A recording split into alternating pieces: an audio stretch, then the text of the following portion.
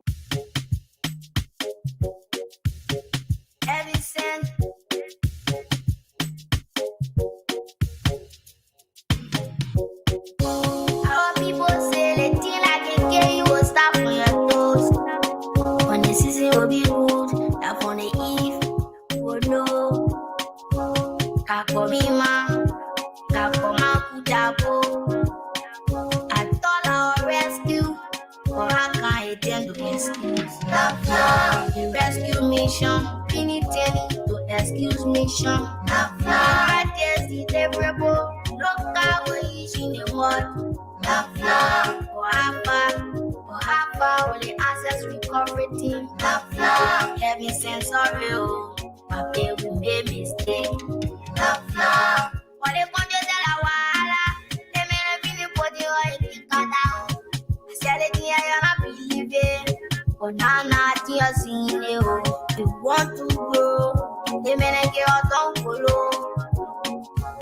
Could you go? And they are seeing you clearly, flesh and blood. What the message of hope and peace. They all know I'm a peaceful person. You know, I want my people to strive to be peaceful, because promoting peace gives us an opportunity to build our country and to save our people. And also, the essence of peace is the best way. And then let us continue to be peaceful, and then we'll continue to strive.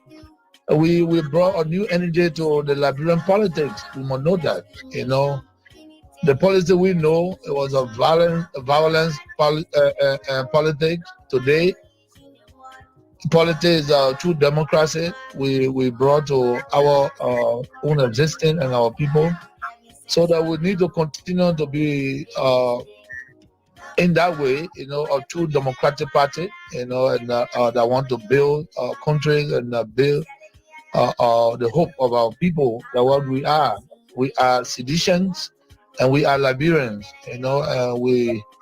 We strive to set record, and the record that we set is to make sure that we promote humanity and peace. And I just want all of people to be peaceful, no matter what happens.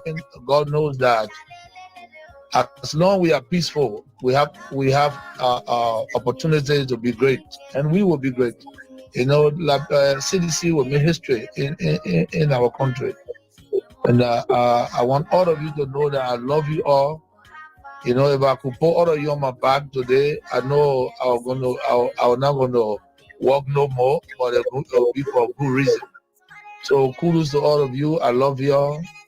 And beyond imagination, God bless all of you. To all of our participants that we lost during these periods of campaign and our existence in the 18 years, I pray that their souls rest in perfect peace.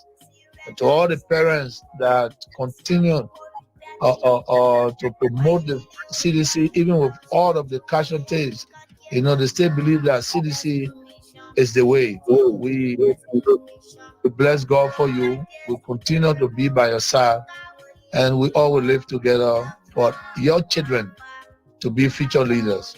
It's our hope and our dream and aspiration is for young people to be leaders of our country, for young people to build our country. And this is why the whole idea of CDC promoting Liberianism, you know, I can say that's a word. Keep that, is to promote that, so all Liberians can have the opportunity to become leaders of their country.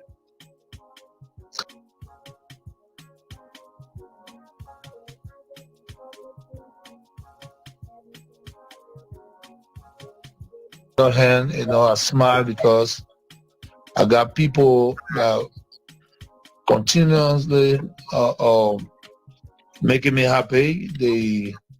They strive to see that I'm happy, you know, and they strive to make sure that I'm protected, and they show me love. So I just want to appreciate the entire institution, our political party, our friends and family, the Liberian people, for doing what they're doing, you know. And I know most of our colleagues will be jealous, you know, but again, it be love for my country, love for my people, the people giving by love.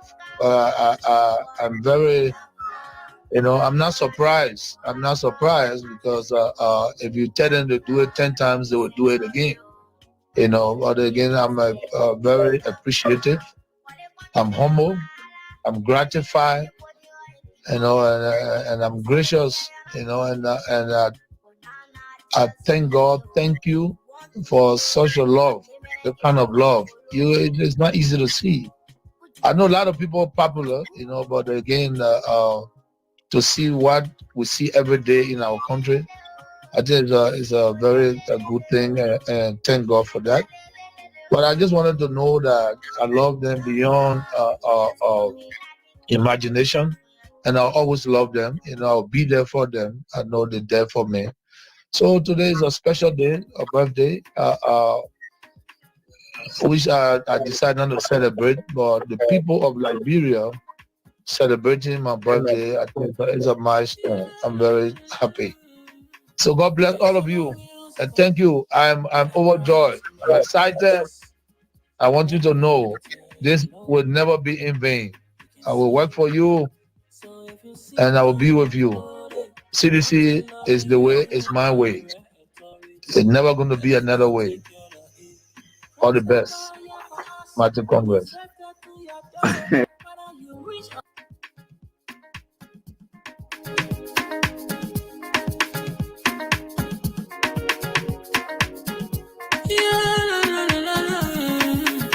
It's about music. There are crimes in many places. In every community, you can see. So if you see crime, report it. Don't take law in your hands for the real authority. Really can't take care of it. Crime Stopper here for us, bringing safety to your door. Whether you rich or you poor, if you see a human talking, I mean you cheche. Do it for your safety. If you see it, don't keep it. You must call to report it. Crime Stopper, the people bringing safety to your door. Crime Stopper, stopping crime and making peace for them before. Crime Stopper, Liberia, from the center to interior. Crime Stopper, keeping us safe, they're stopping crime for all of us. Crime Stopper, the people bringing safety to your door. Crime Stopper, stopping crime and making peace for them before. Crime Stopper, Liberia, from the center to interior. Crime Stopper, keeping us safe, they're stopping crime for all of us. Crime Stopper Liberia is your community crime fighting partner. Don't take the law into your own hands. Remember, if you see a crime, report it. This is a message from your own self, Old Man Sam Cyan. Crime Stopper, the people bringing safety to your door. Crime Stopper, stopping crime and making peace for them before. Crime Stopper, Liberia, from the center to interior. Crime Stopper, keeping us safe, they're stopping crime for all of us. Crime Stopper, the people bringing safety to your door. Crime Stopper, stopping crime and making peace for them before. Crime Stopper, Liberia, from the center to interior. Crime Stopper, keeping us safe, they're stopping crime for all of us.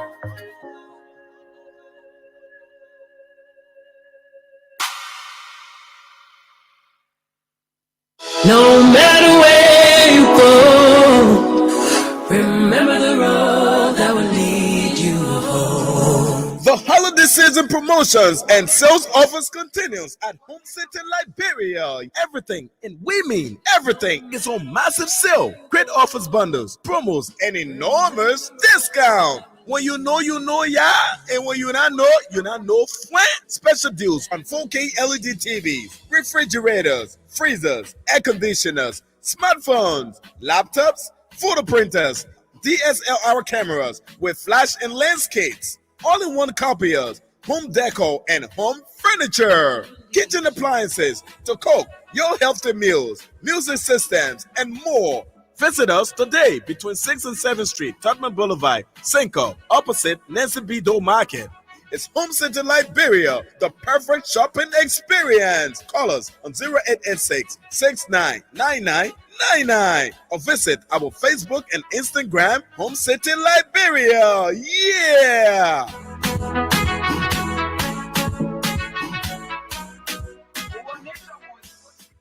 Say good evening to all of you wherever you are. Where place you come from? What have you done? How did you do what you did? What sort of result did you get from what you did? And how you intend to go about tomorrow? And so we are all here tonight Grateful to the Almighty God again for reuniting us. And with God being above all, we will certainly over all prevail. And I'm grateful to the Almighty God for everything He's been doing for us and will continue to do for us. And no matter what the circumstances are, we are certainly getting there. So we are forever grateful to the Almighty God for everything He continues to do for us, with us. And we are grateful. And here we are again. A fascinating night indeed is going to be. I have two, and I have two things to tell you tonight. But we're going to be joined by our guest, like we said, and Isaac W. Jackson, and Attorney Isaac W. Jackson, and he's going to join us tonight. And I did announce that he's going to be joining us tonight. But I want to say thanks to all of you. Welcome to the program Face the Issues. On the program Face the Issues, we don't discuss personalities, nope, but issues involving personalities. And but when personalities and I do their stand for issues, we don't in any way hesitate, but rather we tear you apart. And normally and usually because of the pain that we attend tearing you apart, we just tell you sorry. But that sorry does not carry any indication that we regret our actions. Never ever do we regret our actions. So we are certainly getting there. And with God, all things are possible. We've told you that repeatedly. And you just got to trust God, and God is going to work out for you. You can play, like I told you, to have saved the numbers and the cash giveaway numbers. I told you that you needed to save them. I hope you did. So we have star 799 star 100 hash. That's what you play with. So we're going to be doing a couple of draws as we are going on. And look at Frances. Frances class says she let my hair cut. This Sabu hair go over here. So the boy at times said, "Then you give me some kind of low cut so that I can be teacher with low cut." The boy go clear everything from there. And me and Uncle when they clear everything from my hair, I can be looking fancy. But again, God will bless me. I will still look fine again because the hair will grow again. No problem. They think here the hair for us to bluff. So that I wanted to see my real V then. Nobody can see my V. Whether you put V there, you not put V there. I don't even know. I don't even see my V. I don't even see my waistcoat. You know, I get out in there, but I can just cut them off. And so, you know, so you see all of that? Yeah. So, and guess where I go come here? You know, the begin say, you know, every person I come here, they begin a UP man. A UP man come here. So, and that's true. The player go come here. You know, what player went? I left from way in Monrovia. That Boaka Baba go do me like that. You wanted to do my hair like Boaka. Before I jack my whole and they begin for me to sleep. That's the whole thing. I'm not gonna babble, you'll be bapping somebody here. The man is not aware to see you whether you are going deep or you are cutting everything. You don't know anything about it. Then you just get ready, you just clear everything. I just know the real man's and basa papi now today. So you see, the man put me to sleep, clear my hair before I jack. I can't tell you say put my hair back. I jack get ready, I left from there. And guys, what play did that thing? That top man bro bombing county. That I play where Katumu there and Joseph Boga then they not do all kinds of things in there. And what they call the ball go grab me, put me to sleep, clear my hair from there. They say, who coming made you to be in shape? You. I will ugly you. You will just go to your student and they don't even recognize you.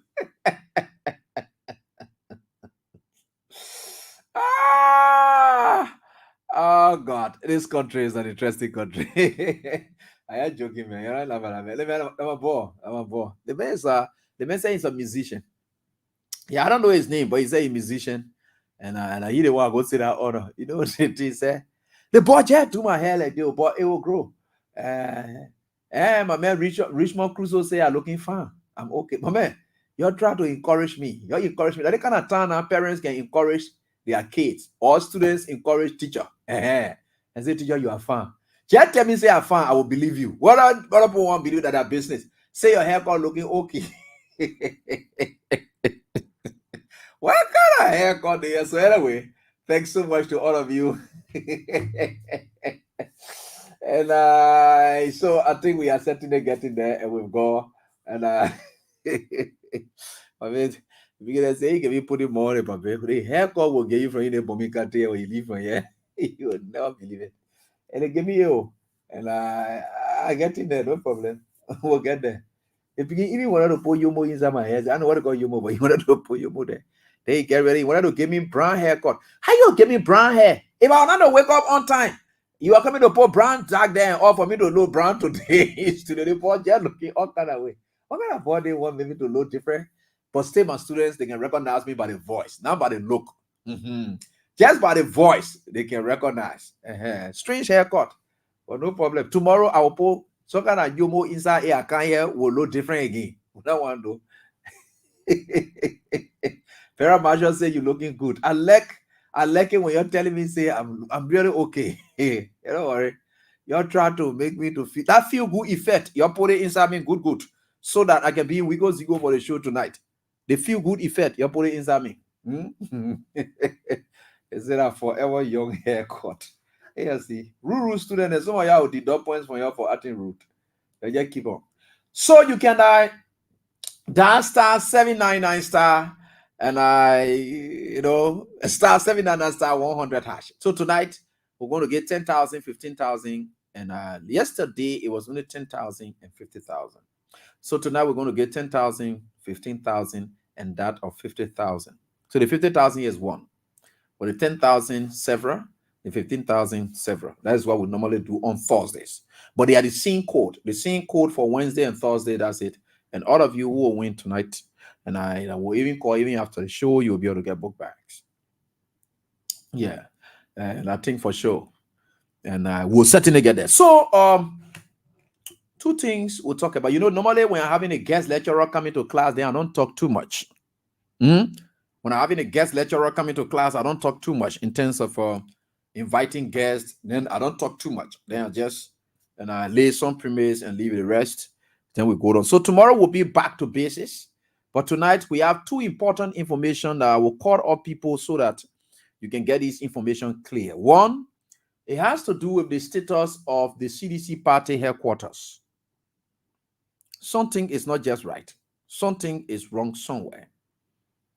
But we understanding that the justice in chambers, because the CDC and they filed a bit of information before the lower court and the civil law court and Her Honor and Judge Elliott and for a bit of information. According to the CDC, that bit of information has not been heard, and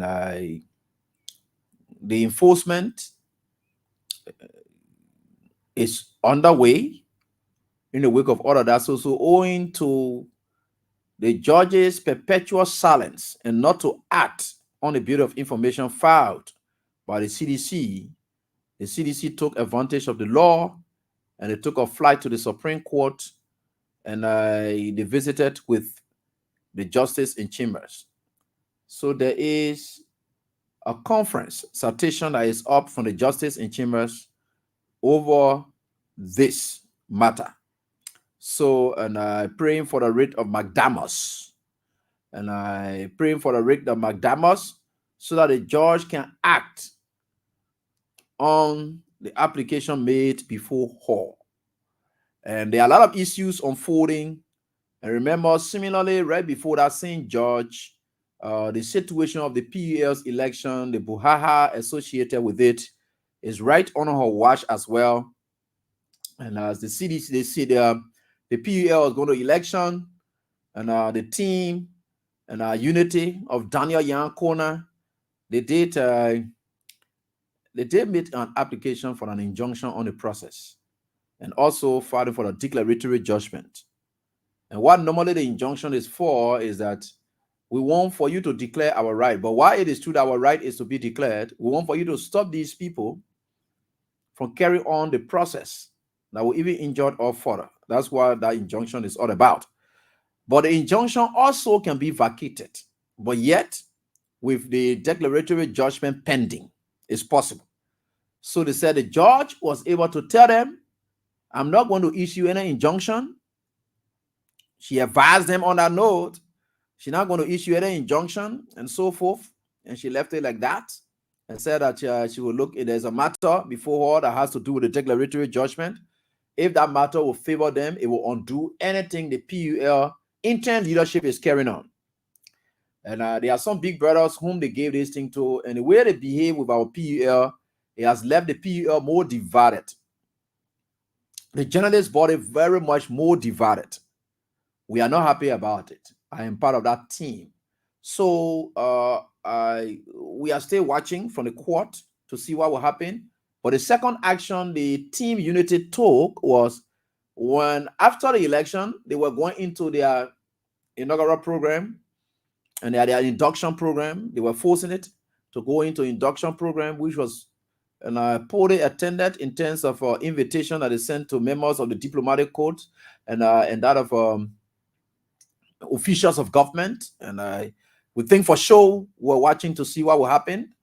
And Your Honor was also visited again by the team unity to file a bit of information to inform her that while it is true that the declaratory judgment is still before you, Your Honor, these people are going on with their induction. Yes, our rights, we are getting to be injured. Again, she took another action that made team unity not to take any action because there's nothing else they could do. They would just sit back while we're waiting. So what they did was that after the induction, they decided to now go and make the entire bit of information moot and then relying heavily on the declaratory judgment. A union of over 1,000 people, you have 243 persons going to vote. And those were people that the interim leadership people qualify. They dismiss a lot of people, deny a lot of people, they do all kinds of things. But again, that matter is right before Your Honor, so she will be able to look into that. So we are still watching to see what happens in processes right before we are following with keen interest, and we know exactly what we expect, and we know that we are in confines of the law. So we are pursuing the legal means through which this matter can be resolved. And it is the hope that the court, which of course is the hope, the last place of hope for mankind is the court, will do just the needful to serve justice. And so we are watching all of that. That has to do with things that involved us. So we will get on to that. But tonight, while that matter is pending, the Liberia National Police has written, and I will show you the letter. And the Liberia National Police have written, and the CDC requesting to have a meeting with them so that they can know how to enforce the Supreme Court's order, right? Because they have written them, all the communication we have here. So the Jackson fella, what kind of fella? That your stealing government are coming block your ear for you to move from the place. You can't talk about stuff fully put useless. What you can do here? I want to say Jackson fella, what kind of thing? The way you're useless. Now let me tell you something. The poverty rate in this country, it has made me now. It's no longer about politics and that of tolerance. I will be very aggressive and rude on people who are misbehaving and causing us this serious problem in this country. We're not going to war. We're not going to fight anybody. But I will misbehave on you. So just understand that one clearly. That this country, when it comes to my country business, anybody who injures my country and the citizens thereof, forget about it. We'll lay every other thing one side and attack it head on. I don't have time. The same way the Muslims can be willing to die for their Muhammad, the same way Christians are willing to put their head everywhere for their Jesus, that the same way I'm willing to do anything for my country. That one, I don't care about how anybody feels about it. Because this thing is hurting. Some of you are very much useless. That's why you're passing around. You're talking all kind of nonsense. Then when we are here, do you know how many people coming to us every day crying? You think that the kind of thing that we used to see? How many people used to call ABN and say, please help, please help, please help? When nothing happening, so now you just want to run away. Because there's nothing. The poverty has increased in this country until people just on people, people just on people, people just on people. Eh? We're suffering in this country and you're still opening your mouths talking nonsense. That's why I enjoy see it this morning. Adrian Boy, we see it. You don't have to allow people that who sing cow then who sit down and they just want to be foolish I've blocked him ever since. He can never participate in any of my shows. That's not tolerant. That's nonsense. The suffering that people are going through here today, for you to sit there and think that, look, if you don't want to speak for your country, look for different radio stations and go there and speak for your party. It's not here. If you want to condemn the work that we do, speak to the issues. But for you to come and stay, and then knowing our eyes are open, then they're saying foolishness. We must take it in the name of tolerance. AB, be professional. Let me tell you today, when it comes to my country business, there's no professionalism in that. Learn it and learn it well and take it clearly. Because this thing, we are hurting our heads every day. We are seeing the sufferings of the people. Terrible road and networks. Nothing is improving. Then you can say, you look for different platform and go on. You just go pass anywhere I want to pass. You come here, I will block you. Anybody talk nonsense here. I'm saying nonsense, and I'm repeating it again. I'm very strong about that. Nonsense here. For the fact, do you know what it takes for parents to ration their children education?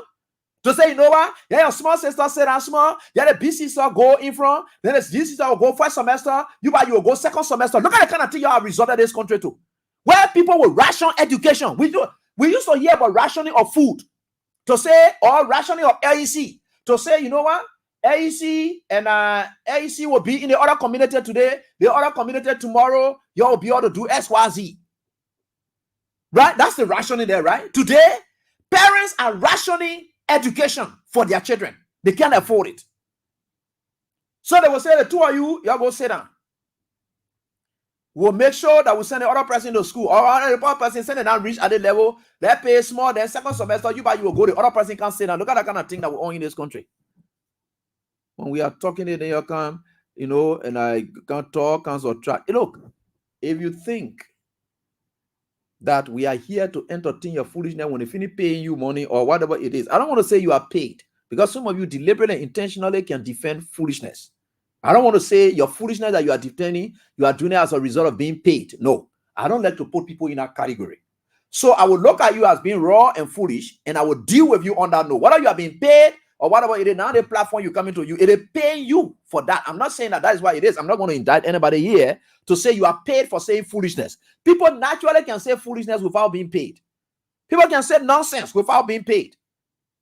There are demons in this country who will continue to defend the devil without them being paid. So I know those kind of people.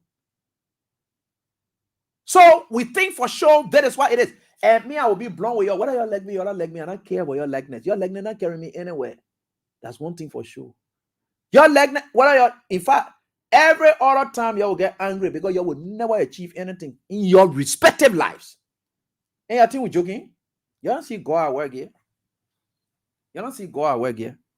So I'm about to call the Secretary General of the CDC, and Mayor Jefferson Tamakoji, and he will speak to the status of where we are with this whole party issue. Then from there, I will be able to join, and I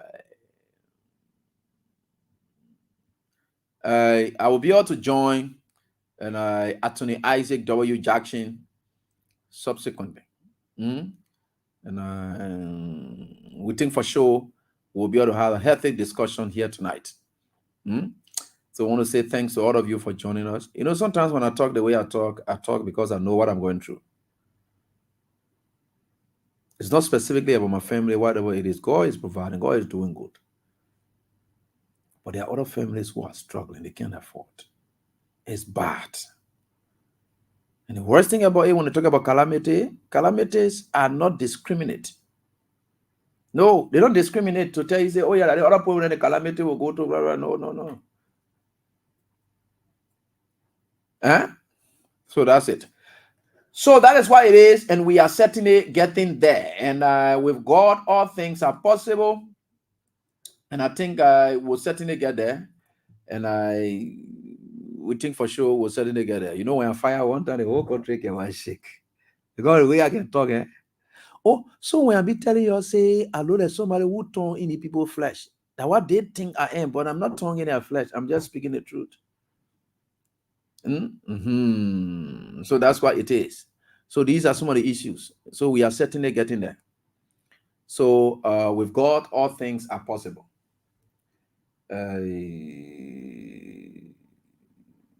So let me try to see whether I can get to Mayor Koji on this issue so that you people can speak to that. And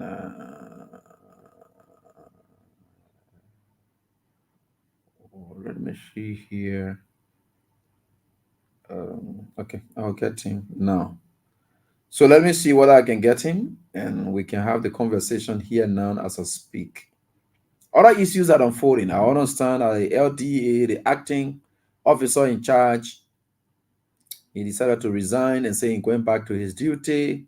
We know for sure that we are hearing information that Boga is about to name a new team of DA officers or DA leadership. And so we know all of that. These are news for sure that we can always talk about, and we will certainly get there. And no matter what the circumstances are, we will certainly get there. And with God, all things are getting possible by the day. And we think for sure things are happening. But with God, all things are possible. So let me speak with him because, wow, we've gone to the 9 minutes or so forth. So we'll talk with him briefly on this because, like I told you, we have guests coming in. So let me speak with the Lord Mayor on this issue relating to the party's headquarters. And we think for sure we are certainly getting there. So let's move on to this. And the Secretary General of the CDC. Hats up to you, Mayor Koji.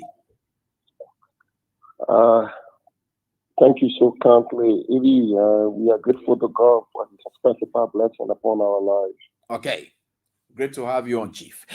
Thanks for joining us. I did see some information here, and I'm looking at it right here before me. First of all, let's start up with the area that has to do with the Liberia National Police inviting the CDC.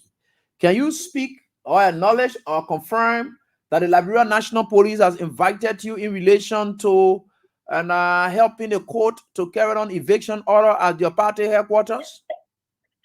Well, let me say again, thank you, and a pleasure. Good evening to the Liberian people. And since this is my first time right after the successful celebration of the party political leader birth anniversary, I want to see this opportunity to extend my deepest thanks and appreciation to the Liberian people in general, institution in particular, for the level of love, admiration demonstrated and commitment to our party and to our political leader, His Excellency Dr. George Manawia. As you may know about the situation, the saga about the party headquarters is an ongoing concern. Of course, yes. We receive a communication from Mr. Gregory Coleman, who came to say he's inviting the party chairperson. And for us, we think it was a disrespect. It was extremely disrespectful. Gregory Coleman needs to know fully since the unfortunate situation on the ground of our party headquarters, where under the instruction of Mr. Boaka, Gregory came here and inflicted harm and terror. And up to this time, not a single police officer has been prosecuted on an unfortunate situation. And he has the audacity and think he can extend a communication, and we think that communication can be honored by us. We think it is extremely disrespectful, and the CDC do not countenance disrespect. And Gregory needs to understand that pretty well. The chairperson responded to him drastically yesterday, and that letter has been sent to his office. And I think what he is doing is that he is abusing the Liberian National Police, who is supposed to be an independent institution that works for the people, but instead the police have been transformed into a malicious institution that is inflicting crime and harm against people and prominent people, and at the same time a political institution.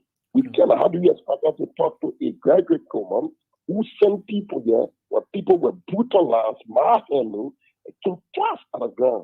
We are waiting to see whether there will be actions taken to the criminals who came here and effectuated over 50,000 US dollars of damage to the public headquarters here. And we are aware. We are aware about the weaponization and the politicization of the institution called the Liberian National Police. So with that, since Gregory refuses to take actions on those who came here and wounded and created harm and perpetrated harm against our people, we have moved. Not only that we responded to him, we CC capping, we all all his violations, and we also CC capping international community so that they can know. At the expector, we realized that the court refused to hear our build-up information file. So what we have done, we went out to the Supreme Court. Okay. Because we do not want to be misconstrued and misunderstood. We think Waka weaponization of the court is totally uncalled for, in threatening the peace and stability of our country. And that's why we think it's important. Mr. Barker was tolerated to provide leadership for the Liberian people. He needs to focus on those issues. The CDC and him are not competing. He needs to be condescending about the unspecified consequences that are associated with the CDC. The CDC is not weak.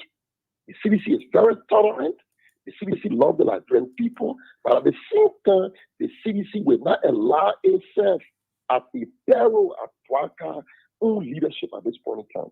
So the Supreme Court, the judge in chamber, His Excellency, His Honor, Judge Yami Bese, have issued a stay order. And we want to say thank you to the Supreme Court who have come in defense of saving the sanctity of our country and the democracy of our country. We think it is appropriate. There's a need, not only the Supreme Court, all stakeholders, Liberian people, need to follow the way Mr. Barker is proceeding. The CDC will be the board stop. We say that to you categorically clear. So, Mr. Gregory Cuomo, you can try again. That was a beautiful attempt. You can try for the second time. I can guarantee you the CDC is fully prepared and in full readiness to confront the madness of it displayed in any form of manner. Never again the police officer in this country. You can say that. Go down on record. Never again the CDC will tolerate and there will be any sedition that will be harmed by any police officer. We think police officers got the responsibility to protect a citizen and to ensure that it remains a sense of neutrality and not to delve into political, to become political and begin to weaponize itself against its own people. So on the issue about it, yes, they are written, but we have rejected that. We have rejected, apart from the Supreme Court, we could not sit with Gregory until Gregory made sure those who came at the ground 2 different times, those who came at the ground and perpetrated crime, those police officers should be prosecuted. They should pay for what happened. They have to do. If that cannot be done, the police and the CDC cannot. Then we don't see the police honor Gregory until we bring a responsible Liberian and a professional person who become an inspector general who will be prepared to operate and demonstrate policing rather than what Gregory is being. That's not police. That is a conduct of a malicious group of people.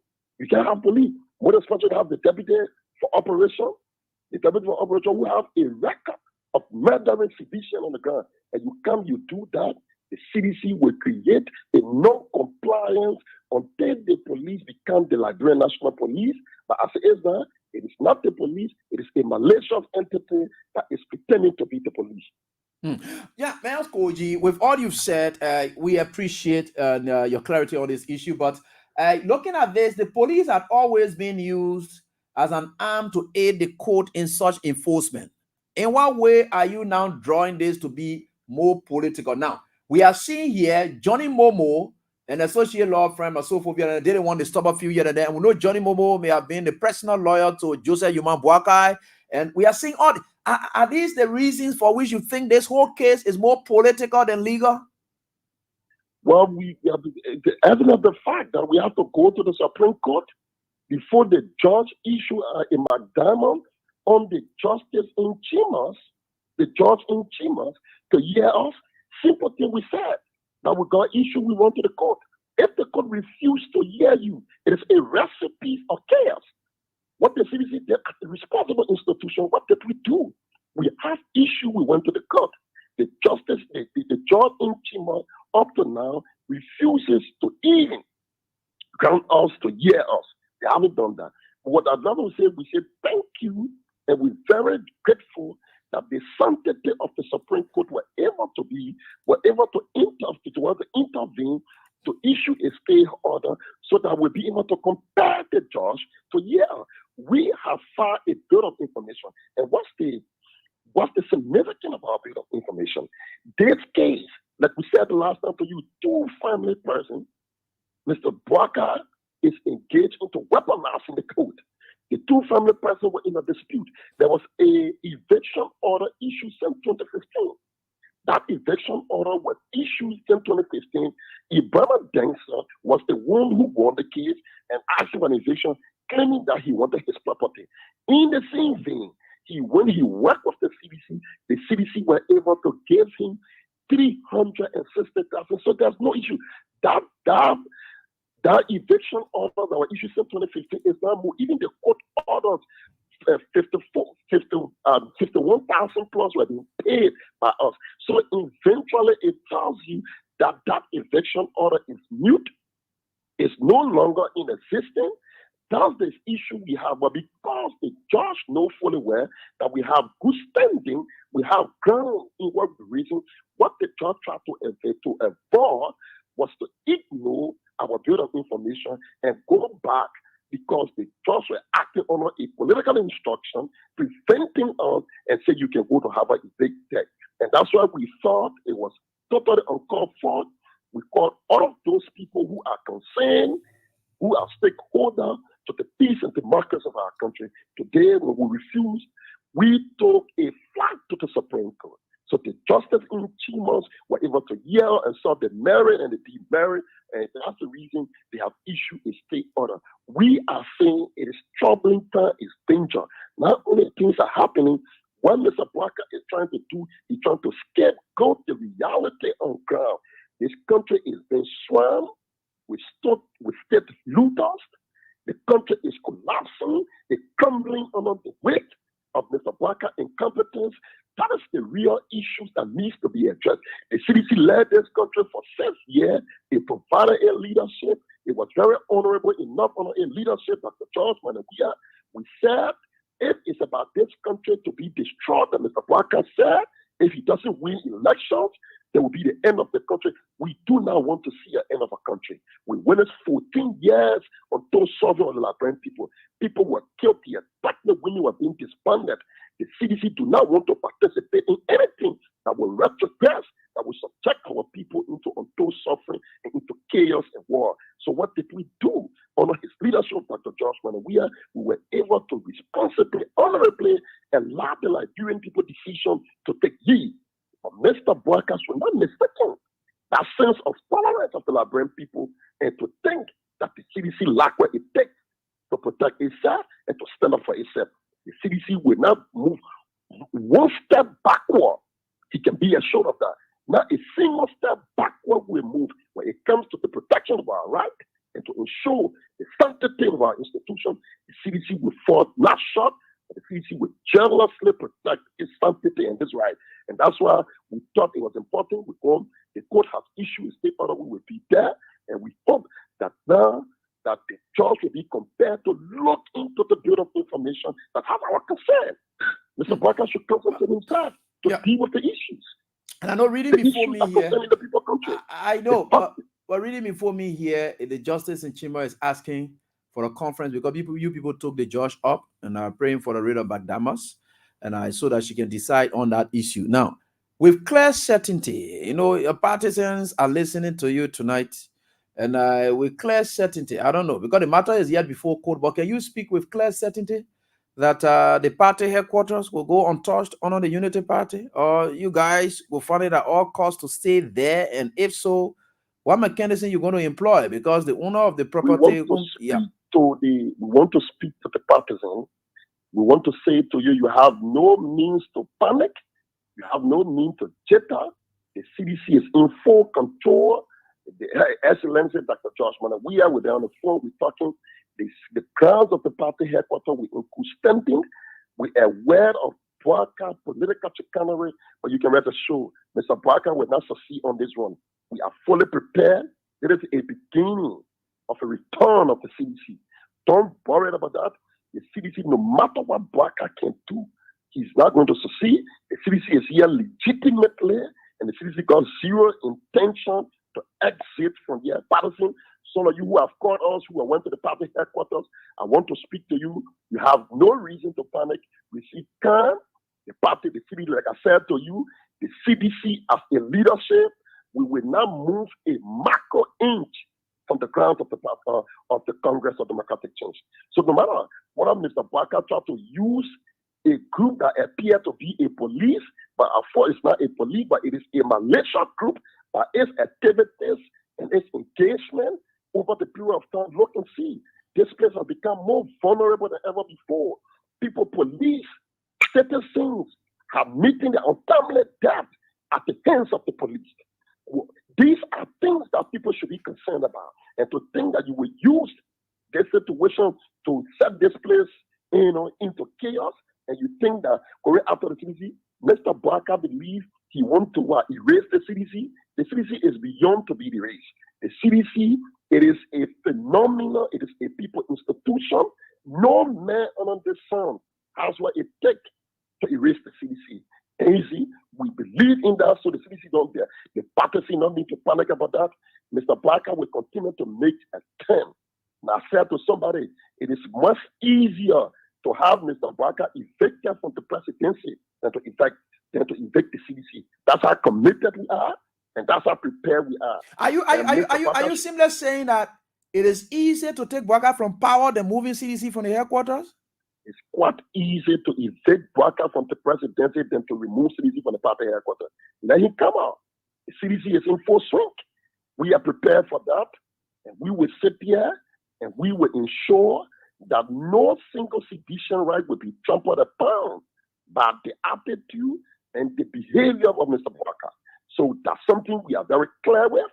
That's something we are very convinced and meticulous about. So all we asked them to do, they should focus what are the issues that concern the Liberian people. What the issues of JFK, about the CT scan, what's the issue about those issues about children trying to go to school, no food, about the vulnerability. So they see what's happening. Armed robbery have become like a rainfall. Citizens, when people elect you, there is a social commitment, social contract commitment. What is that commitment? It's service deliverable. Today, our people have become so vulnerable. See the last time we heard in Magidi, a man was at an end who gruesomely murdered his daughter and his wife. And you say you arrest those persons? No. What we're talking is not to be telling us what is happening. It's to be providing a more preventive measure. You talk about drugs, people resigning, and things happening here today. You say somebody resigned. What is the prosecution of those things? Those are the cogent issues that are confronting our society. We do not wish evil for Mr. Bwaka. We think that Mr. Bwaka should concentrate in delivering the goods to the Liberian people. He felt that we were doing wrong. He felt things were not okay. And he has asked the Liberian people to come here. There's no stage. So the Liberian people clearly know there was not a quest for change, but instead it was a quest for change. A change of what? A change to engage into industrial state looting. That is what's happening in the country. Mr. Bwaka should focus on doing such things. We want him to do what he thinks that His Excellency Dr. George Mana, we are dead now, do. He can come and do it because we believe when good things are done, the Liberian people stand to benefit. Those are things we thought should be happening. Today we should see things changing.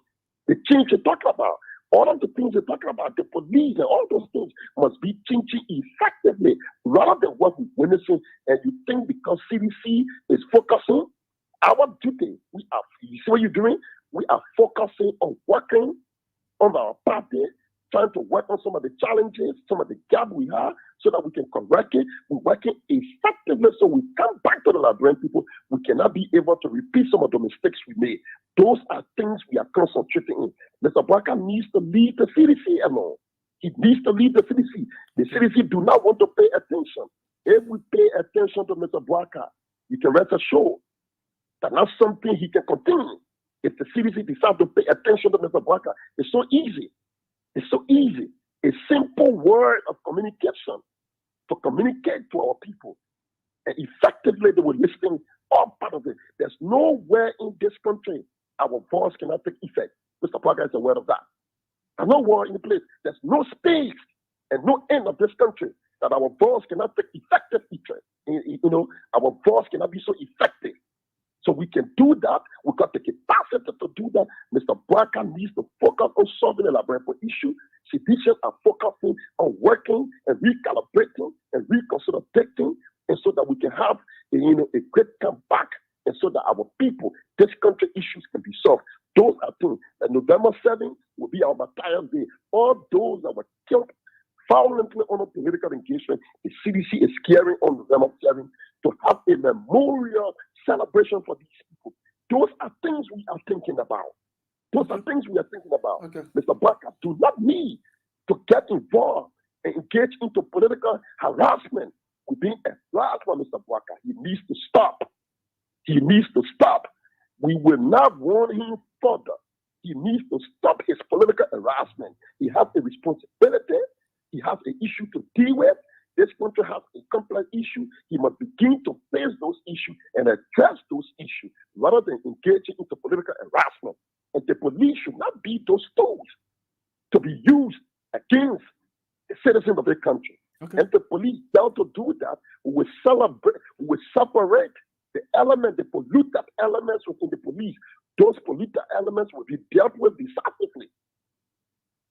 So those are things we want to do. So our partisans can be well assured the party headquarters is in good standing. We have done everything possible. We have no issue.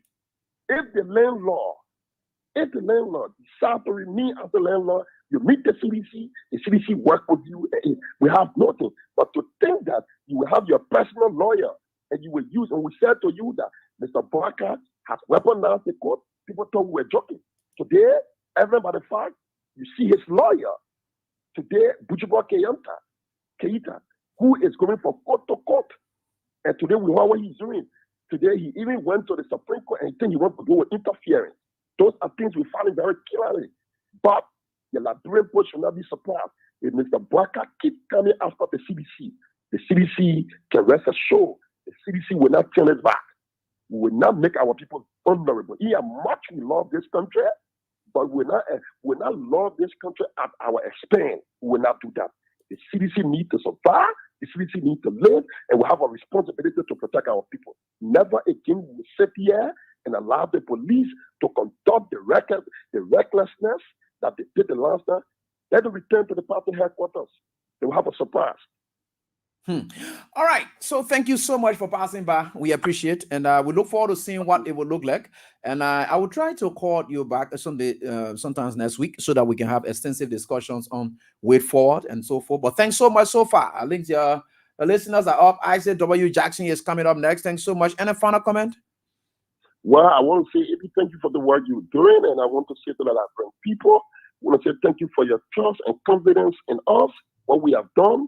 For the last 6 years, we worked here with you, and we thought that because the Unity Party is in power, we asked the Unity Party to focus on the issues that are confronting our Liberian people.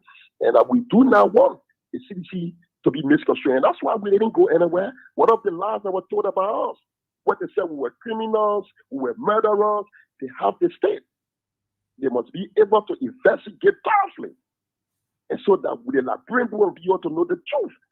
These people lied to the Liberian people and came here and mischaracterized us and presented us as criminals and murderers. But today, what the facts present.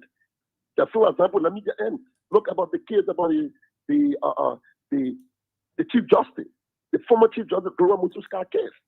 Today, if the Supreme Court took a decision saying it was insufficient fact, evidence, the truth. But today, the police said the family, we are calling and say, wow, today, they are not looking for the murderer. But what they did, they went to go bury the late Chara Musu. We thought it was totally unfair. Burying her is not most insensual.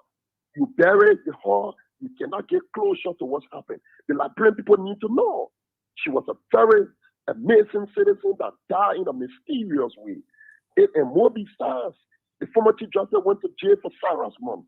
There must be an interest of the Chief Justice, the former Chief Justice, wanting to know who is the murderer.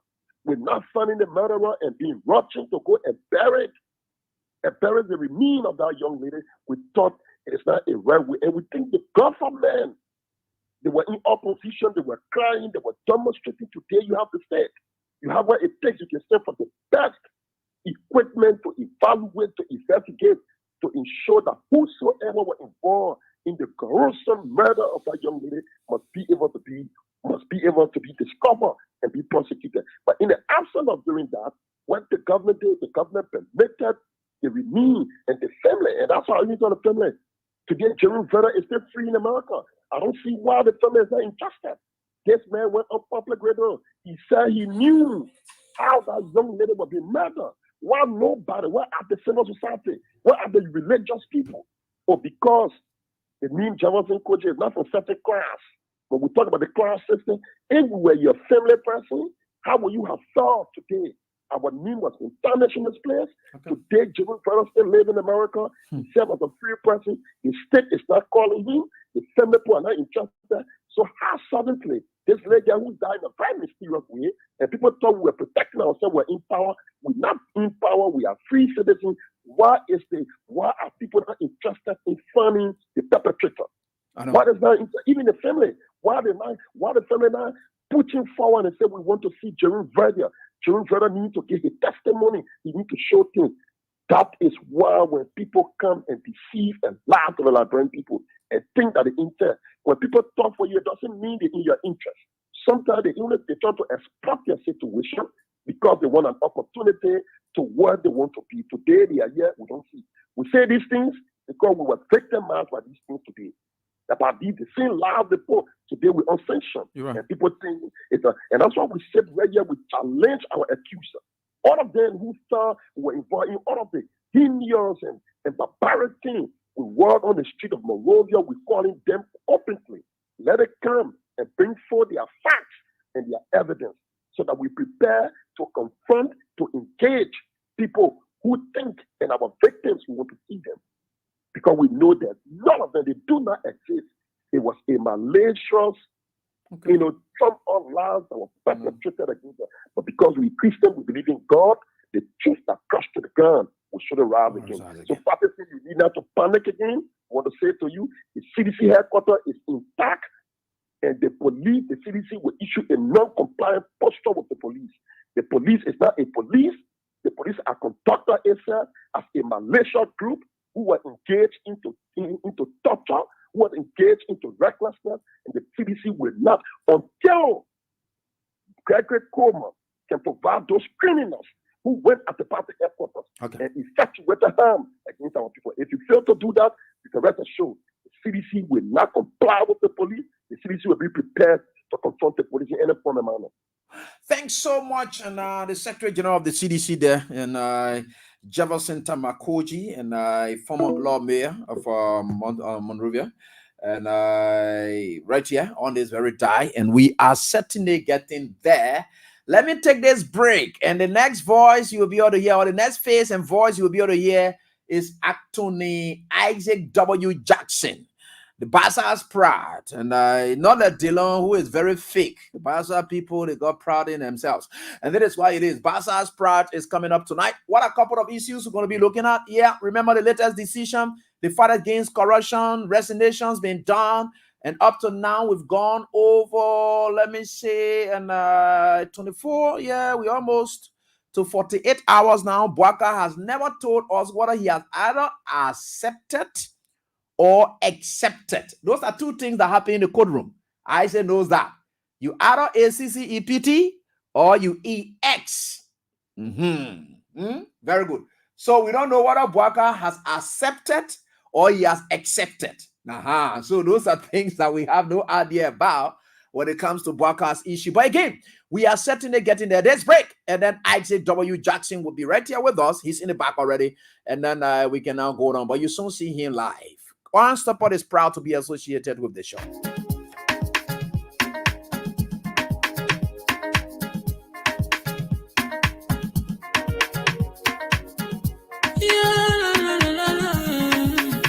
It's about musical. There are crowds in many places. In every community, you can see. So if you see crime and body, don't take law in your hand for the real authority. Really can't take care of it. Crime stopper here for us, bringing safety to your door. Whether you rich or you poor, if you see a you must talk it, and I mean you cheche. If you see a don't keep it, you must call to report it. Crime stopper, the people bringing safety to your door. Crime stopper, stopping crime and making peace for them before. Crime stopper, Liberia, from the center to interior. Crime stopper, keeping us safe, they're stopping crime for all of us. Crime stopper, the people bringing safety to your door. Crime stopper, stopping crime and making peace for them before. Crime stopper, Liberia, from the center to interior. Crime stopper, keeping us safe, they're stopping crime for all of us. Crime Stopper Liberia is your community crime fighting partner. Don't take the law into your own hands. Remember, if you see a crime, report it. This is a message from your own self, old man Sam Cyan. Crime stopper, the people bringing safety to your door. Crime stopper, stopping crime and making peace for them before. Crime stopper Liberia, from the center to interior. Crime stopper, keeping us safe, they're stopping crime for all of us. Crime stopper, the people bringing safety to your door. Crime stopper, stopping crime and making peace for them before. Crime stopper Liberia, from the center to interior. Crime stopper, keeping us safe, they're stopping crime for all of us. Okay, so we're right here on this very die. Subsequently, we do Home City. And did I say right here on this very die? So now, thanks to some of my smart students. They are very, very smart. In just the split of 10 months, there have been 4 resignations of 4 ousting from Joseph Boakai, just in no time. And I too was out of pressure from the public, not from Joseph Boakai, from the public. The first pressure that was mounted from the public perspective that led to resignation is the Armed Forces Day pressure from the AFL women, which led to the shortest ever lived Minister Honor Joseph Boakai's administration. Prince C. Johnson was pressured into resignation. That was the first resignation that came from public. The next one that has happened out of public is the Mora's issue has also come from public, not from Boakai. The next thing that also happened is the Finance and Development Planning Minister, Boema. They had to use voodoo on him because stealing was going on. Joseph Boakai and people were doing SYZ. The man couldn't withstand the corruption heat that they wanted to steal plenty from him. He decided to save his life over that. So he decided to resign. Currently, as we speak, we're also hearing from the LDA. So you see, these are all things that you should catalog and so that you know what are the trends of the events under Boakai's administration. Isaac W. Jackson is right here with us tonight, right here on this die. Isaac, it's a long time, Chief, and good to see you again. Yeah, thank you very kindly for hosting me when you made your transition. I think this is my first appearance since your transition. Yeah. And so I'd like to congratulate you warmly with all the emphasis I can command. Let me say good afternoon, good evening, absolutely to Liberians following your broadcast across the globe and those in Liberia. I'm so happy to join you at your new area. To host you tonight as well. It's great. Yeah, thank you very much, brother. We thank you for everything you continue to do for the country. Thank you for everything you continually doing for the country. Thank you. Thank God for that. And I know you've been following out of trends of events. Before we come to the latest issue at Bar, and first of all, you are there in the United States of America. You did witness, and you one person who has cataloged and followed presidential activities in this country, and you were able to witness the first ever or the debut appearance, the inaugural appearance of the President of the Republic of Liberia, His Excellency Joseph Yuma Boakai, at the UN General Assembly. And key amongst, and I wish, of course, key amongst reason why many Liberians grew interest in his first ever appearance at the UN General Assembly is about Liberia's interest that was really proffered by WIA, almost like practically delivered it, and Boakai was just able to hit the nail on the coffin. And you followed activities. Stay to tell us Boakai's appearance at the UNG versus his activities that are unfolded that you must have followed in. What's your own assessment? Regrettably, I didn't follow Boakai that much because Boakai is an uninspiring leader. Okay. So I really don't take my very precious time to follow his activities. Very uninspiring old man. I'm glad that President Weah started an initiative to once more place Liberia in the global spotlight when it talks about a non-permanent seat on the council. And so I think it was something that was well thought of and well thought through and championed by the administrations of former President Weah. I don't know what Boakai did at the UN in recent times because I really I've been following. Like I said, he's very uninspiring. I can say to you that Liberians that are earnest and who have the country best interest at heart are not today celebrating the Boakai administration. I don't know of any Liberian who is a genuine and authentic lover of our country who is celebrating Mr. Boakai's leadership. Mr. Boakai had led down many Liberians, including our traditional ally, the United States government. Mr. Boakai has shown to the United States government that he is an embodiment of ingratitude.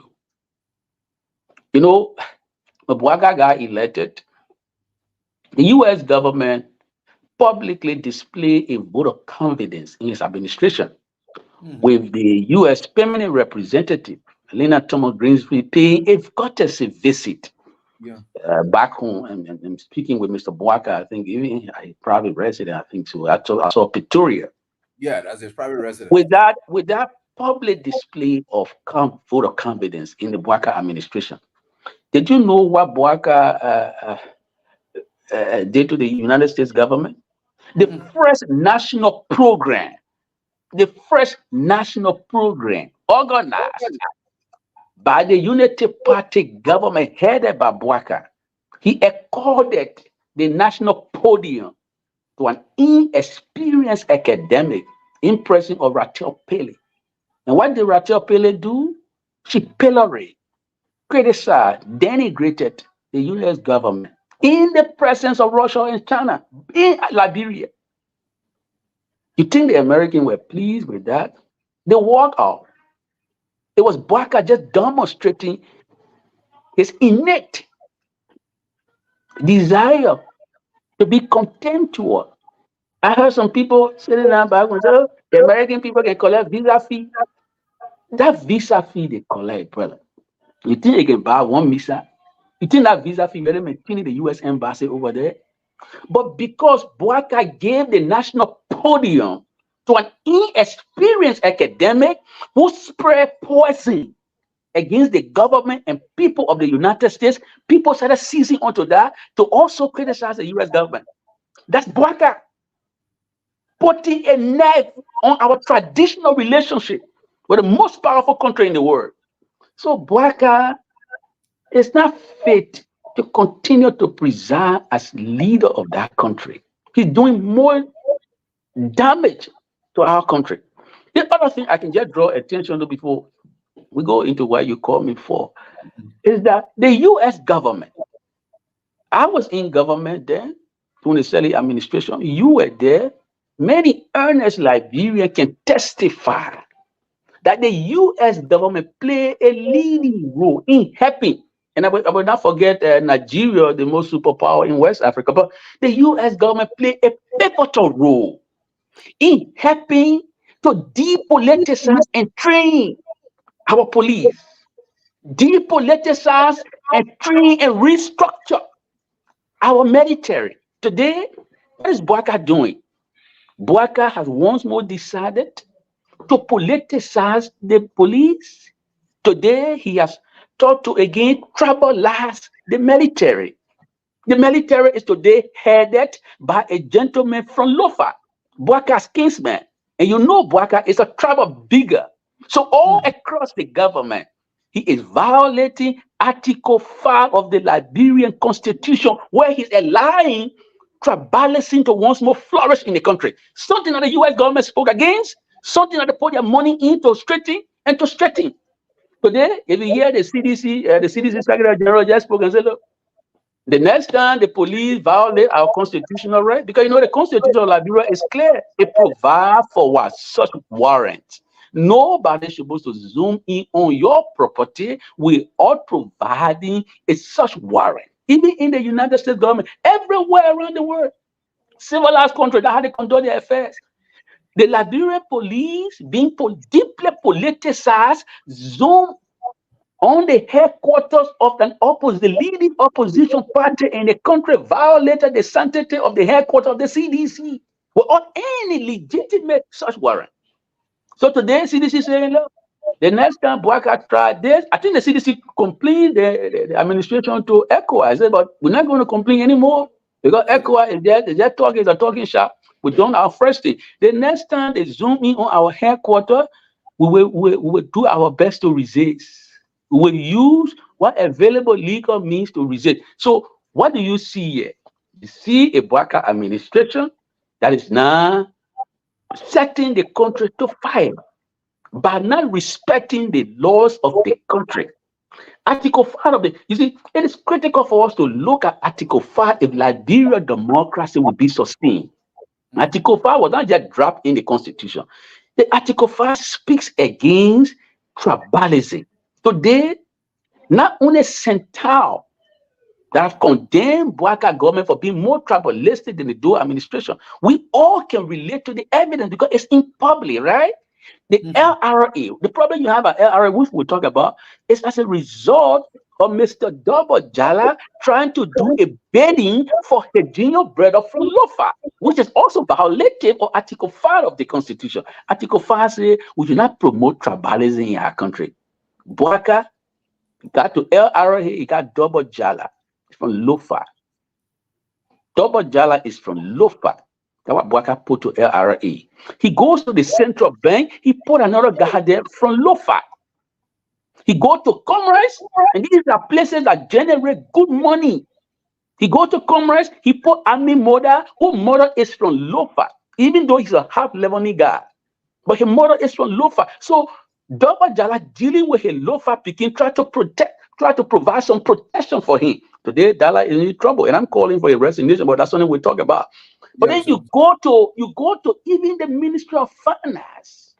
I respect Gafwan, but Gafwan is coming to the government where tribalism is flourishing. He's just walking into that tribal hour.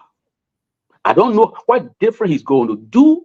The last time I was on another public talk show, I cautioned him, Gafwan, against being one of the promiscuous purveyor of poison to the president. Because today, Boaka is encircled by people who just purvey poison, just carry poison, put poison in your ears. And he conducting the affairs of the state as though he was a novice. It's disturbing for our country. So when I say Liberians, earnest Liberians all across the world, people who are earnest and who got Liberia's best interest at heart are no longer celebrating the Boaka administration. This is what I'm talking about. LRA, Lofa, Central Bank, Lofa, Finance Ministry, Lofa, commerce, loafer, and the military is being deeply tribalized again and being deeply politicized, throwing the thousands of dollars that the U.S. put, the millions of dollars that the U.S. government spent to depoliticize the military, to professionalize our military, to detribalize the military. Bouakai has damaged everything. At least that we can even talk about how he is raking down the governance structure of the country that were basically heralding accountability and transparency. You don't see that anymore. Bouakai himself have no love relationship with transparency and accountability. No love relationship. It's a shame. It's a crying shame. With today, in total and reckless violation of the PFN law, Bouakai is doing off-budget spending. He's going to buy bulletproof jeep for himself. And the legislature still says that Liberian people barely can find money to eat, no food to eat. Liberia is dealing with the epidemic of poverty. Poor infrastructure, school buildings are caving in. The people are on drugs. No serious intervention. Young children who are supposed to be leaders tomorrow, who are supposed to be parents too, choke up on drugs. And what Bouakai is doing as a priority is the what? Invest in bulletproof jeep. 80-year-old man is afraid that somebody will kill him. Who wants to kill him? He will dash the interest of Liberian people and go invest in he trying to invest in bulletproof jeep. In fact, the bulletproof jeep is just, I mean, it is wrong as wrong can be, but it's violated of the law. The PFN law says you cannot do off-budget spending. Bouakai taking $1 million to buy bulletproof jeep when the people are languishing in poverty. Where is the sensitivity, brother? Nobody earnest will tell you they're celebrating the administration because the administration is becoming a failure. He wants to invest in bulletproof jeep because he see the betrayal that he did to Mr. Prince Johnson. So he's afraid. He buying bulletproof jeep because he's not doing what he told the Liberian people he would have done. Instead of that being a rescue mission, it's a rascal mission. Liberian people are not seeing that what they're dealing with here is a rascal mission. A rascal mission that deceived them into believing lies, from proving liars. You see, the problem we have here is that some of our people, brother, they took the words of proving liars to be gospel truth. That is the problem we're having. Some of the people took the words of an adjudicated criminal to be gospel truth. So that's what we are. You take the words of a proven liar like Dylan to be gospel truth. This is where you put the country. This is where you put it. Bouakai cannot even stand at the UN and give a clear speech that anybody can understand and digest. I didn't waste my time with that. Did he losing his voice? Up to now, he has not spoken to the country. The comrade minister is reported to have resigned. He's still keeping the guy from LRA, who I consider, and the law will consider, an enabler. This is the guy who enabled the commerce minister to engage in the egregious conduct that he's engaging. He's still there. If Moda will resign, why do we still have the LRA guy there who enable him? What parity of reasoning is that, brother? But we'll come to that. But as an opening, brother, I just say to you that earnest Liberians who stood in a queue and voted for Bouakai, he has let them down. And I can say to Liberian people, my friends in the CDC, if you want to help Liberia, you have to mobilize our country and stop this thing now. This thing is not going to get better. It will only get worse. Our constitution says all the power is inherent in our people. And our people have the democratic right, in keeping with our constitution, to assemble at the nation's capital to petition the government to do right. The people did it across the Arab war in 2010. Bouaka investing in bulletproof jeep. He had to ask Husni Mubarak.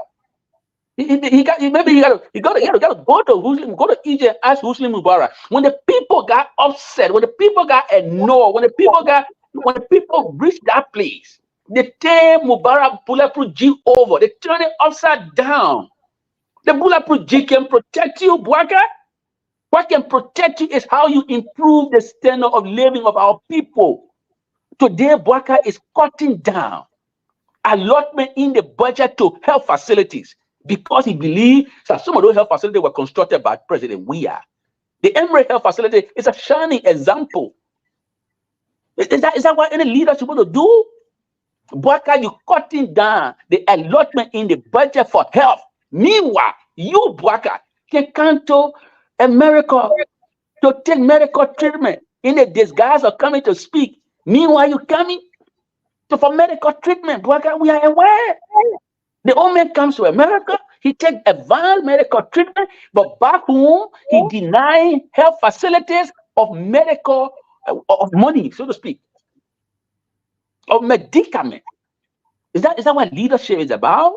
After the leadership, you ought to give to poor people. The people are suffering.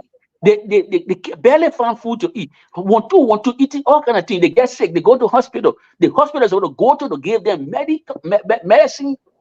They want to give them tablet, medicine, pills. Bouaka reduced the allotment in the recast budget to poor people. You think the leadership should be quick to continue, brother? I'm encouraging CDC. CDC is the largest political party in the country, the largest opposition. You can't set idly by when Bouaka violate our transparency law. You know, when Liberia acceded to the Open Government Partnership, the OGP, Liberia as a country made a greater commitment to the global community that it will get wedded to what? Promoting accountability and transparency. This is something that Liberia committed to. President Weah, he tried his best. Today, Bouaka is breaking down that. He's spending outside the budget $2.5 million to NSA. Poor people can barely get food to eat. And off budget spending $2.5 million to NSA to do what? To go chasing after political opponents? NSA, $2.5 million. Bouaka himself, $1 million outside the budget to buy bulletproof jeep. Who coming after him? And if people come after him because of what he's doing, it's on him. He should be able to lead the country so much that he should not be afraid. I don't know. What's going on in the country?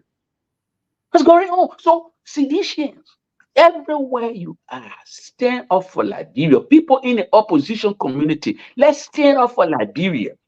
This thing is not going to get better if we don't stand up for Liberia. Bouaka has put the country in handcuffs and he's dragging it effectively to hell. And we need to stand up. If we do not stand up, it will be on us. It will be on us. Because everything they condemned yesterday, they're doing worse than what they even condemned. You can imagine that? They are doing worse than what they condemned. How can Bouaka spend outside the budget, outside the approved budget, and still the lawmakers are not angry? You know, the other fellow sitting down there, you know, he's talking on his breath. Look, our country, the democratic culture, will not be strengthened by spineless and godless men. The democratic culture, the democracy that we yearn for, that we fall for, that people spill blood for, will only be strengthened by men with courage and men with guts. And people who sit in the legislature and looking at Bouaka doing this to our country, they will have themselves to blame soon. They will have themselves to blame soon. And every time I come here, I remind our people about what Abraham Lincoln said in this America, that the fate of democracy is in the hands of poor people. And if I can go back to constitutional law and say that the judgment of the people is above the judgment of even the court. It's the best judgment. If the people today decided That enough of this boycott thing. We can't continue with it. We're not sitting here idly for this thing to continue for the next 6 years. Enough of this. Our people can do it.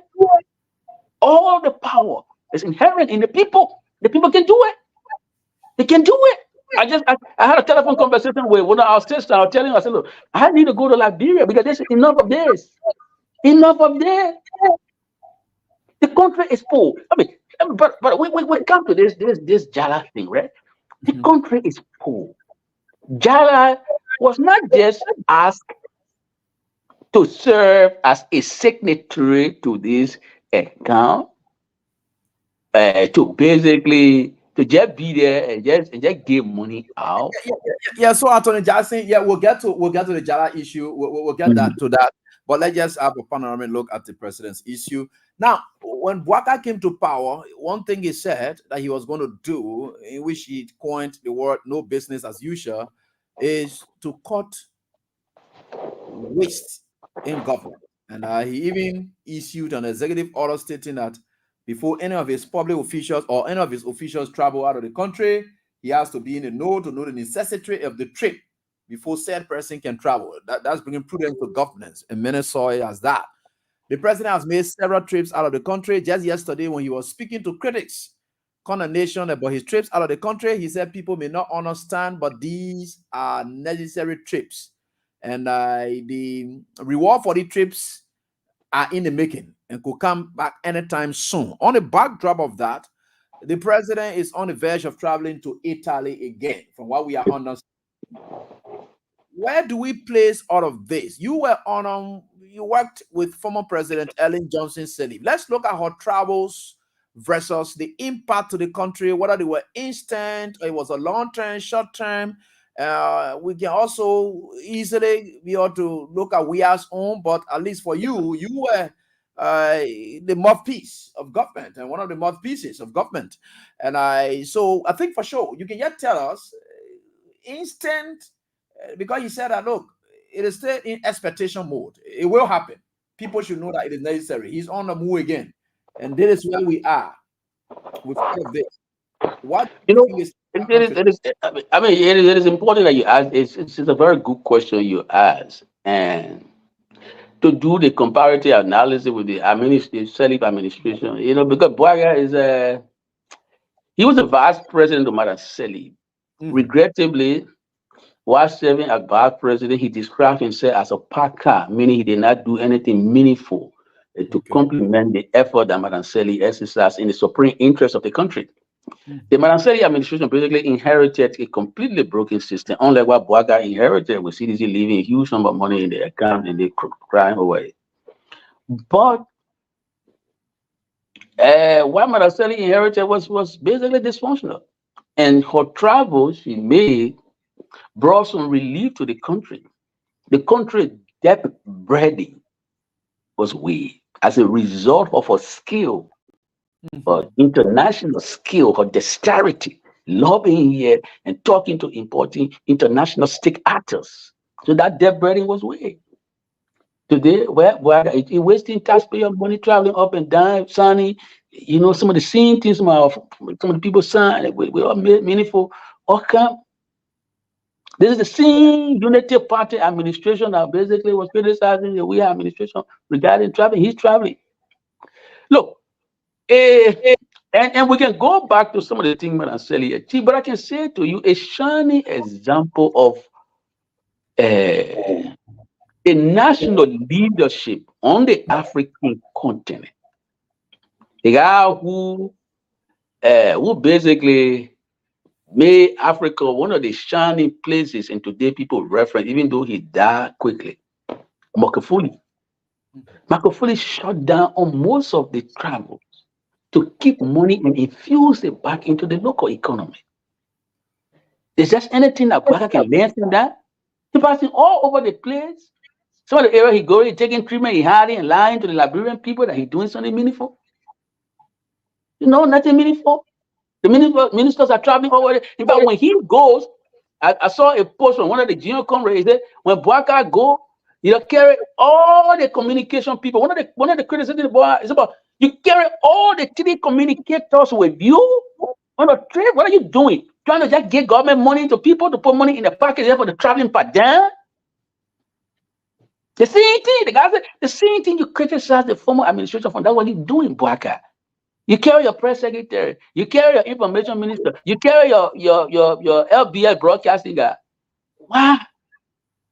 Oh, everybody on one trip, but why does want to communicate? And says the king, well, how much have they communicated to our people? Was it just a money-making thing that it went on? So there is no skill upon which we can hit this Bwaka leadership. He has zero skill. That's why I say, brother, Liberian people who are listening to me today, you have a golden opportunity to make another history. History is always revolving. It depends on when you get involved with history. You have an opportunity to make history. You have an opportunity to make Bwaka the next Morsi of Africa or of Liberia. Don't sit down. Don't be intimidated by him buying bulletproof G. Bulletproof G will not protect anybody who misgovern their country. You leave poor people poor, and you give joy to your people, your poodles. You leave poor people whose interest you're supposed to seek. You violate our constitution to get 10 new jobs to your poodles and pay them 15,000 monthly.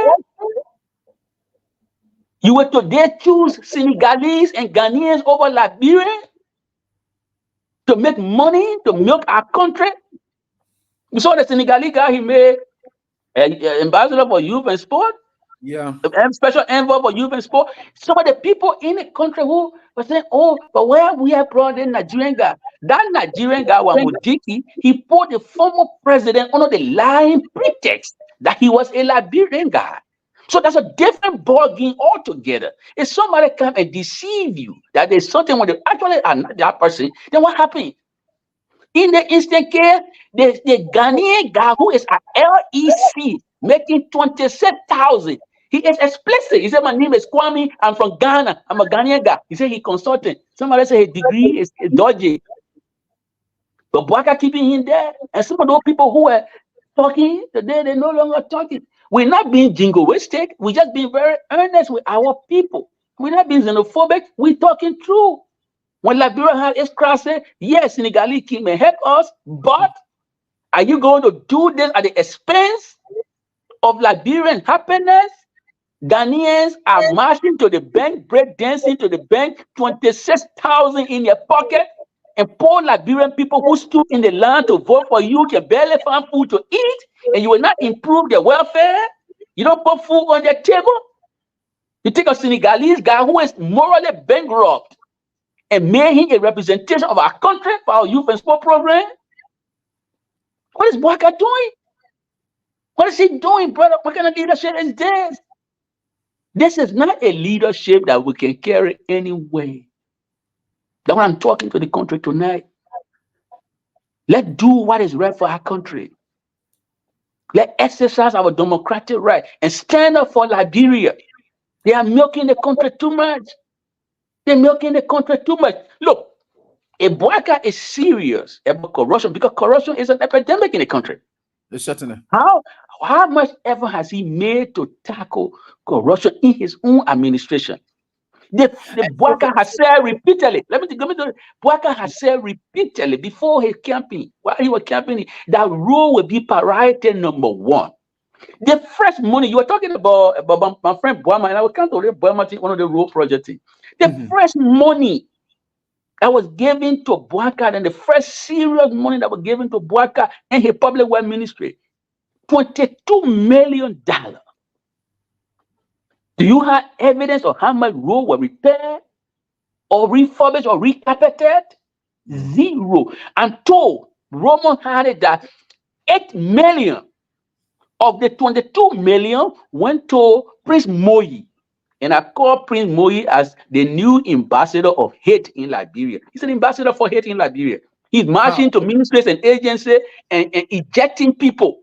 Say, President, he was not the one on camera that went to NASCA and try to make that poor innocent woman unemployed. Can you imagine this guy is taking pride in taking job from a female?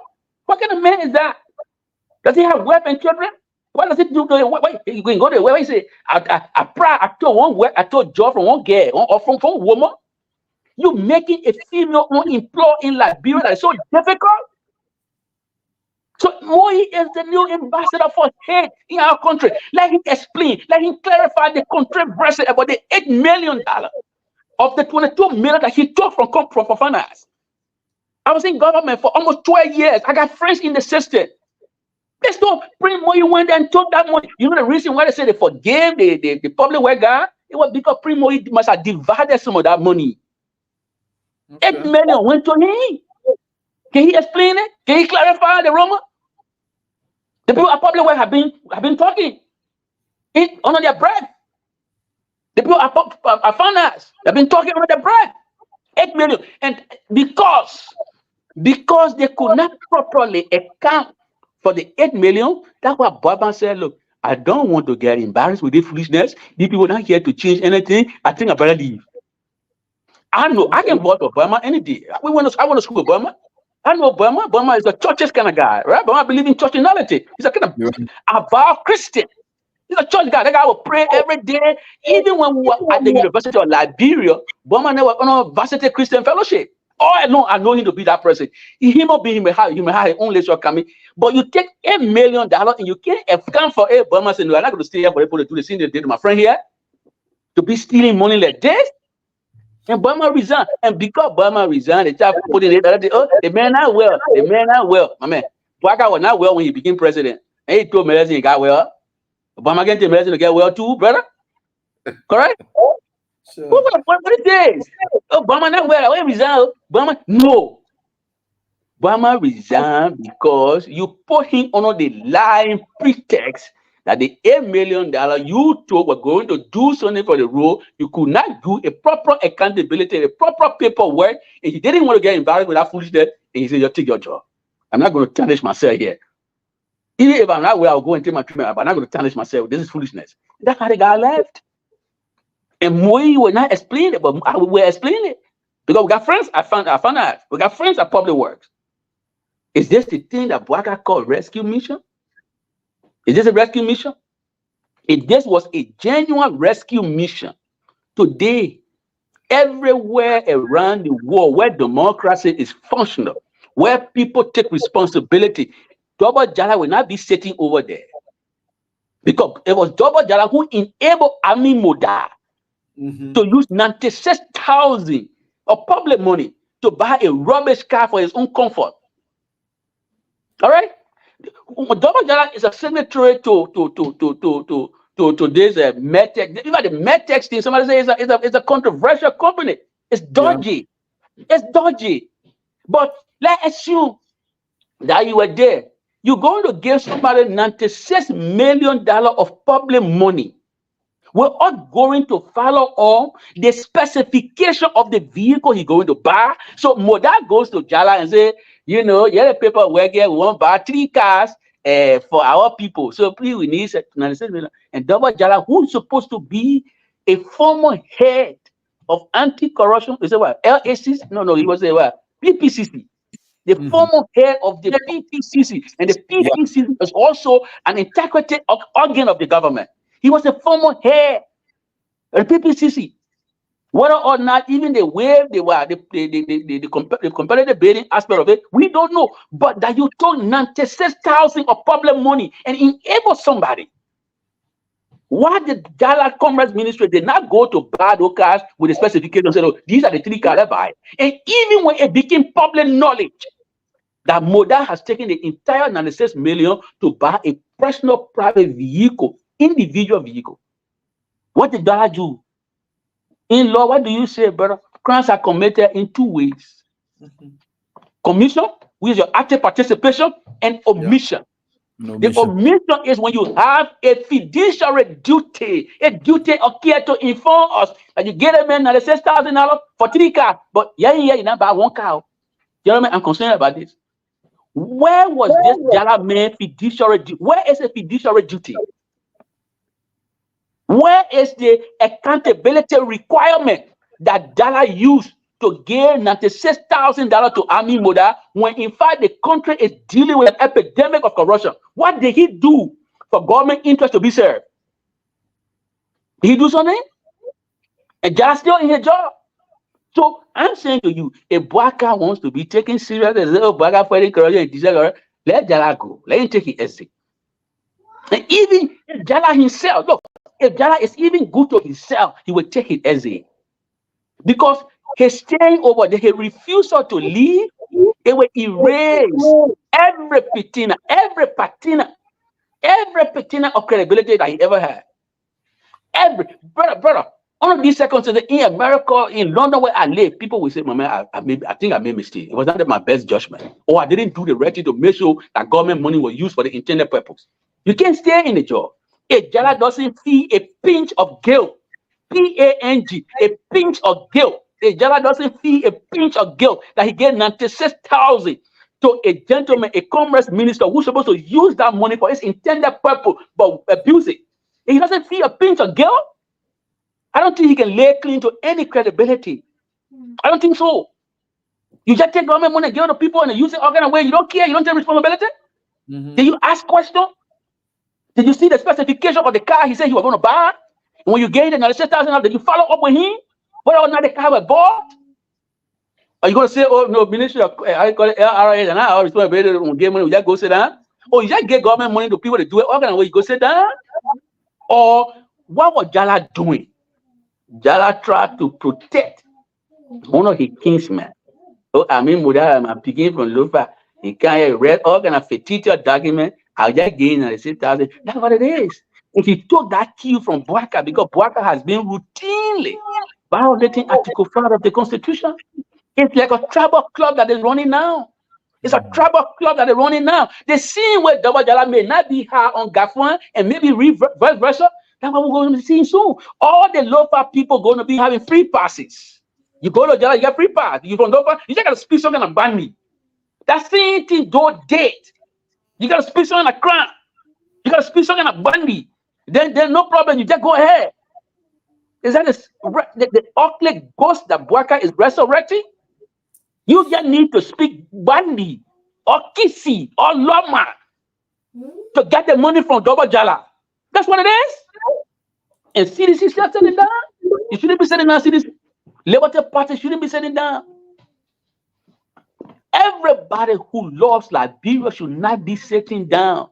$96,000 of public money thrown down the toilet, and this guy had the audacity to first look that whole circle of enabler should go. The guy who brought the car that entices Moda, he should have found a way out of the place.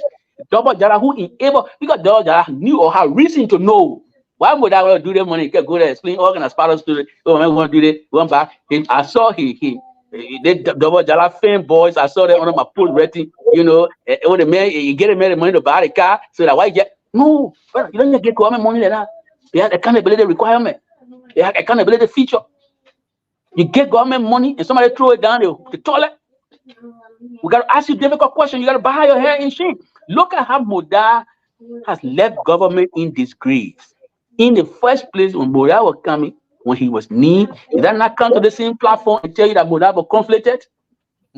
Abraham Godson, we are brother. People who listening to us today, did I not question the judgment of Mr. Bwaka to make somebody who is a businessman in the country to be the head of commerce? Did I not say that the man was going to regulate a sector that he was confident, besides that being a businessman, he was a half-level knee guy, and sometimes I can jokingly say he's an overweight half-level knee guy. This overweight half-level knee guy, who you get the commerce ministry to see what he done with it. See what he done with it, and you still got Jala in post. If Jala refuses to resign, brother, he will have removed every patina of credibility from that small thing you were holding as a credible guy passing around Monrovia or Liberia, so to speak. Because you can't, if you want to keep the integrity of the LRA cannot come across as a place where tribalism will flourish.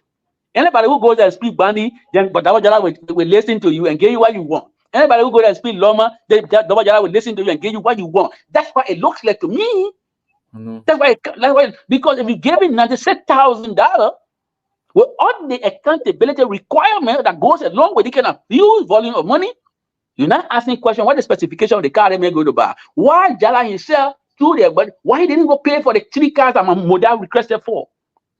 Why he didn't go? Because that's why people are writing on the post that he has said a Mimoe representation to buy 3 cars, and that the $96,000 was meant for 3 cars.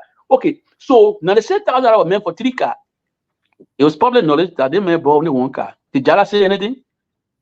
Was he not omitting his duty of care to the republic?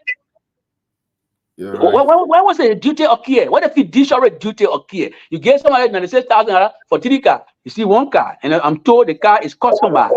So let us come to the political will in all of this, because one is thinking that Double is behaving the way he's behaving, and because it's business as usual. Whenever a corruption allegation is leveled against somebody and it springs up, Bwaka would rather just pretend to be angry with the person, but not instructing them to resign.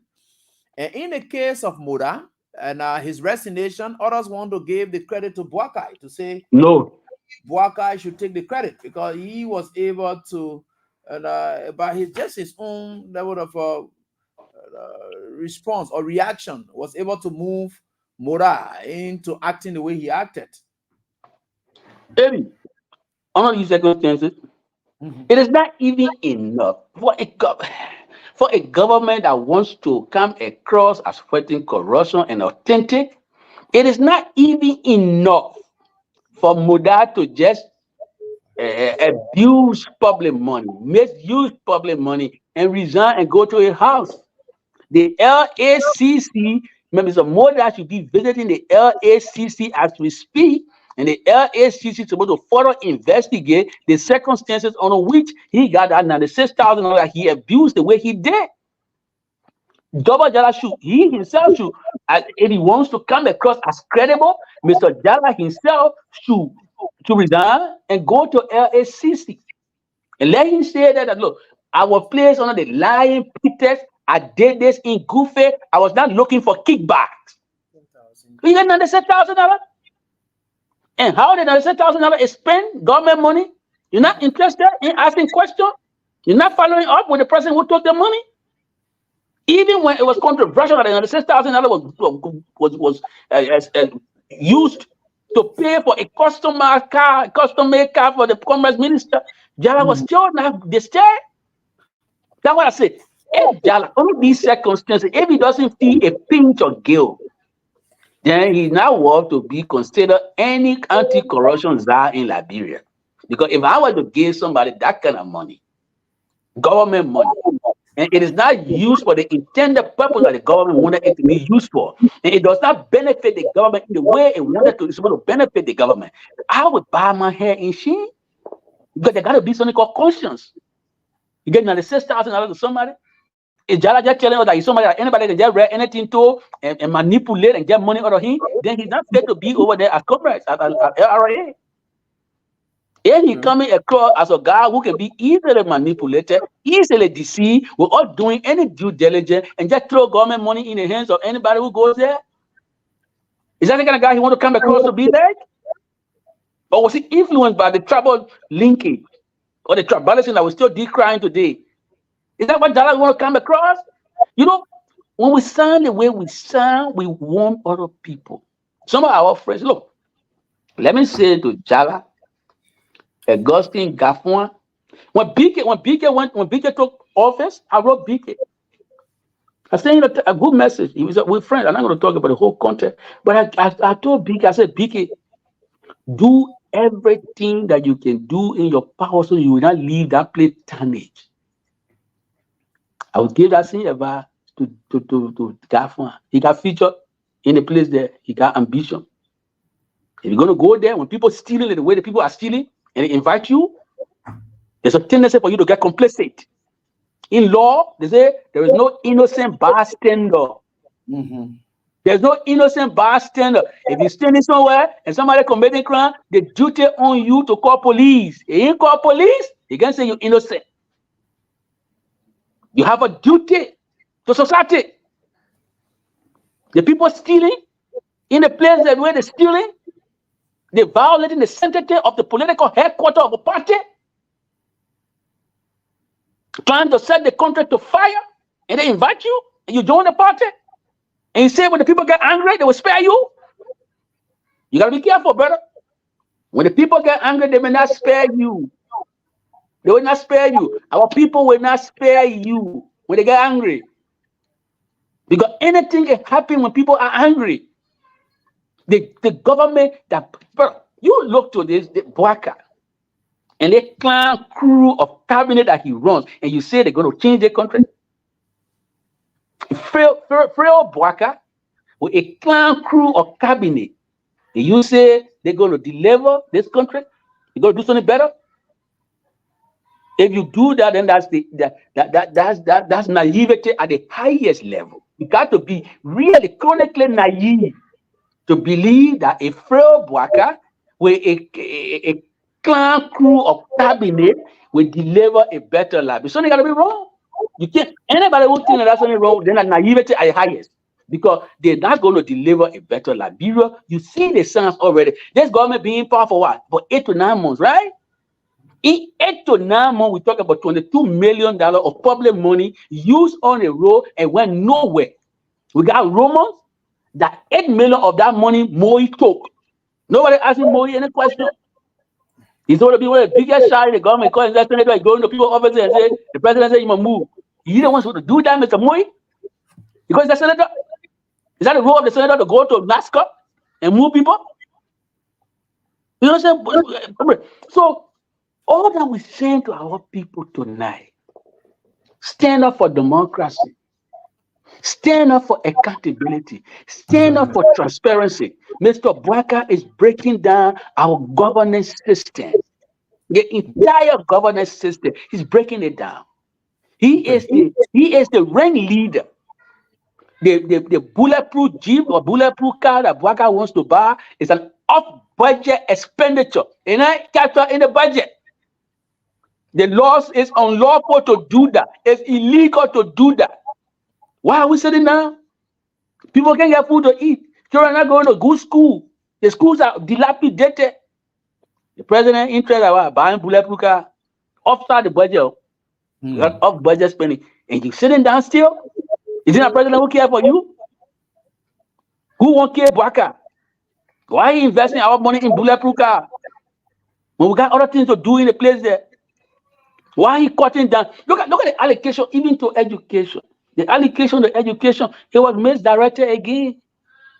Instead of investing in primary education and teacher training, Bwaka to the money and said they send it to tertiary, they send it to colleges. If the children don't have good foundation, I'm talking about the recast budget to show that these people are misleading and misgoverning the country.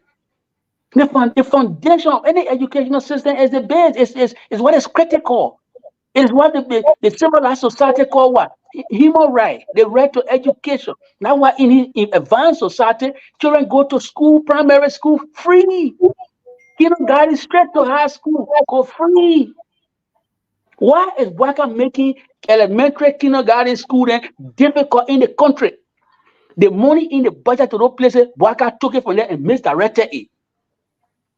This is what you call leadership, bro. He cutting down on health. He cutting down on education. Even the LEC, the current, the electricity that's supposed to make the economy viable and vibrant. He cut money from there. He got one Ghana guy that taking 26,000. Comrade, that country is going down the hole. The Liberian people have to stand up. If you don't stand up for Liberia, brother, nothing will be left. The children will get rubbish education. They come to advanced country, they will get no job. Even in Liberia, the people struggling for job. What job has Bwaka created? Let's see a blueprint. Say, look, this is my blueprint. I'm waging war on poverty. This is what I want to do to wage war on poverty. Has he shown anybody any coherent plan? Somebody was mocking in the other time and say, we in less than 6 months or 3 months, we were able to have our plan, our agenda. Today, Boga still looking for international people to come draft something for them. He was about mocking at them. I said that in passing about December 20. Because one of the things they're doing, I'm not here to talk for Samuel. Samuel can talk for himself. He's a very eloquent guy. But there's something Boaka doing which I think is just dangerously wrong. Okay. It is a long established convention in Liberia that the issues of national security money is not a justiciable subject. These things are covered by executive and professional privileges. It's not justiciable. That was the 2.5 million they put in NSA budget. Anybody asking that question? 2.5 million in the NSA budget, off budget. Have anybody asked question? Nobody asked NSA. Boaka, because you're so angry with CDC government, you want to disgrace Sandberg and his intellect. You carry him to go for security money. So you will go there, open your mouth, and tell how government can operate. Is that what you want? Is that what you want? Look, even in America, in the United States, where I'm talking from, if you do not have a national security clearance, you are not privileged to national security matter. It's why you want the former minister of finance to go sit down in the place. Oh, we get our money to check on somebody's bed. We get our money. But what Boaka doing? What are you doing? I was Amica. Amica with the government communication, a different communication. Correct? Government communication. I was Amica. I know what it is. National security money, national security matter. It's a long established convention. Those things are not a justiciable subject. They are not. National security money, not justiciable subject. No. You don't want government secret to be outside there, brother. But you behind him. Look what I said. Look, if you want something else on Twitter, bring something else. Even at that, they make it difficult for the man to even get a bond. What fairness is? What justice system is it? If you accuse me of something, I say, to get bond to explain myself. You make it difficult. All the insurance company running away from the man. Insurance company hiding from the man. Because the government intimidating all the insurance company. What country is this? You are doing violence to the justice system. When the president and the executive get involved, with the independence of the judiciary. It's just wrong. What is it doing like this? We don't run our country like this. Okay. We cannot run this country the way Boaka wants to run it. So I'm calling on Liberians of all walks of life. Let's stand up for Liberia. Okay. Let's stand up for Liberia. Boaka, your people are stealing as those stealing were going out of fashion. They're stealing as those stealing were going out of style. Why you don't set example on them? Boda say resign, but he doesn't want to resign and sit down, brother. No, Boda should not resign and go home and sit down. When Boda abuses public money, public fund, our money, 5.55 million people money, you can't go to home and sit down. You got to go to LACC to answer question. Some peppery question. He needs to answer peppery question. So my thing is, he who comes to equity must come with clean hand. If Boaka say, oh, I want fair corruption, let him come with clean hand. Let him say example on his people. Let him say example on his people. Boda should not resign and go sit down. Double Jala, who facilitated Boda egregious conduct, cannot be a LRA. Coroner. Double Jala should not. He facilitated the commission of the crime, right? Yeah, sure. But you know what I'm talking about? If the man serves as an enabler or a facilitator of the commission of a crime, you think he's free for the crime, brother? No, but the insincerity of Boaka's fight against corruption was shown, and his witch hunt was demonstrated at the LTA after he suspended the folks and subjected them to investigation. And because the folks were able, some of them were able to succumb to pressure, they went and resigned. He accepted that resignation and said, thank you for your service and go by your business. No more prosecution. Is that a sound? So what that shows is that they don't have, credible evidence. Nothing. Credible evidence to do anything. And this political witch hunt, the lack of transparency, the violation of the laws of the country. Look, our democratic constitution being violated every day by Baka. Labrenpo, you can say that. You shouldn't sit down when the constitution is being violated routinely by the president. The president should be the first person to uphold that constitution, to defend that constitution. He can't be the one urinating on it, metaphorically speaking. He can't be. Baka violated Article 18 of the Constitution. When you try to remove all the CDC people from the government because he believes or there's a suspicion of the CDC people, the Constitution says you can't do employment discrimination. It's wrong. He tried to do that. He's doing it. CDC, you can't say that. You can't say that. Article 34, he violated. The Article 34 violation is still in swing. They still got a yellow machine there. They're stranded with it. They can't do anything about it. Because they got to be legislated in agreement for you to move that yellow machine one step. You can't do anything. If the people if the legislature was a functioning legislature, by now Baka will be out of power. Yeah. If the legislature was not as dead as it is, Baka by now will be dealing with maybe Kun presidency and preparing for something else. And I think if we can get that from the legislature, we can get it from our people, because the judgment of the people is above the judgment of everybody. That's why you say all power is inherent in the people. The judgment of the people is above even the judgment of the court. So if the legislature can do it, the Liberian people can stand up for themselves. They can stand up for themselves. Enough of this stealing, enough of this game playing. We cannot look. Godson, I know you want to go now, show, but from the way we are proceeding, it's not going to get better. Certainly. From the way we are proceeding, it will not get better. It will only get worse. It will only get worse. What Bwaka has done or has been doing for the last 70-something years is not going to change overnight. It's not. It's not going to change overnight. The government is awash with many people from Lofa taking critical role, especially roles that are financially driven. LRA, Central Bank, Ministry of Finance, Development Planning, Commerce. I don't know who they're going to put there. I see some people marching all over the place. Liberia is a very interesting place. Even our military, like I started with the military because I thought it was important to start with it. And maybe I should conclude with the military. This Bwaka effort to once more politicize and tribalize the military, I think it's the most dangerous thing he's doing. He should not do it. It's sad that he's doing it. People should tell him he should stop. And I can say, even if he tried to politicize the military and tribalize the military as he's doing because he want to keep power or he want to sustain Lofa people hanging around power, the people will not agree.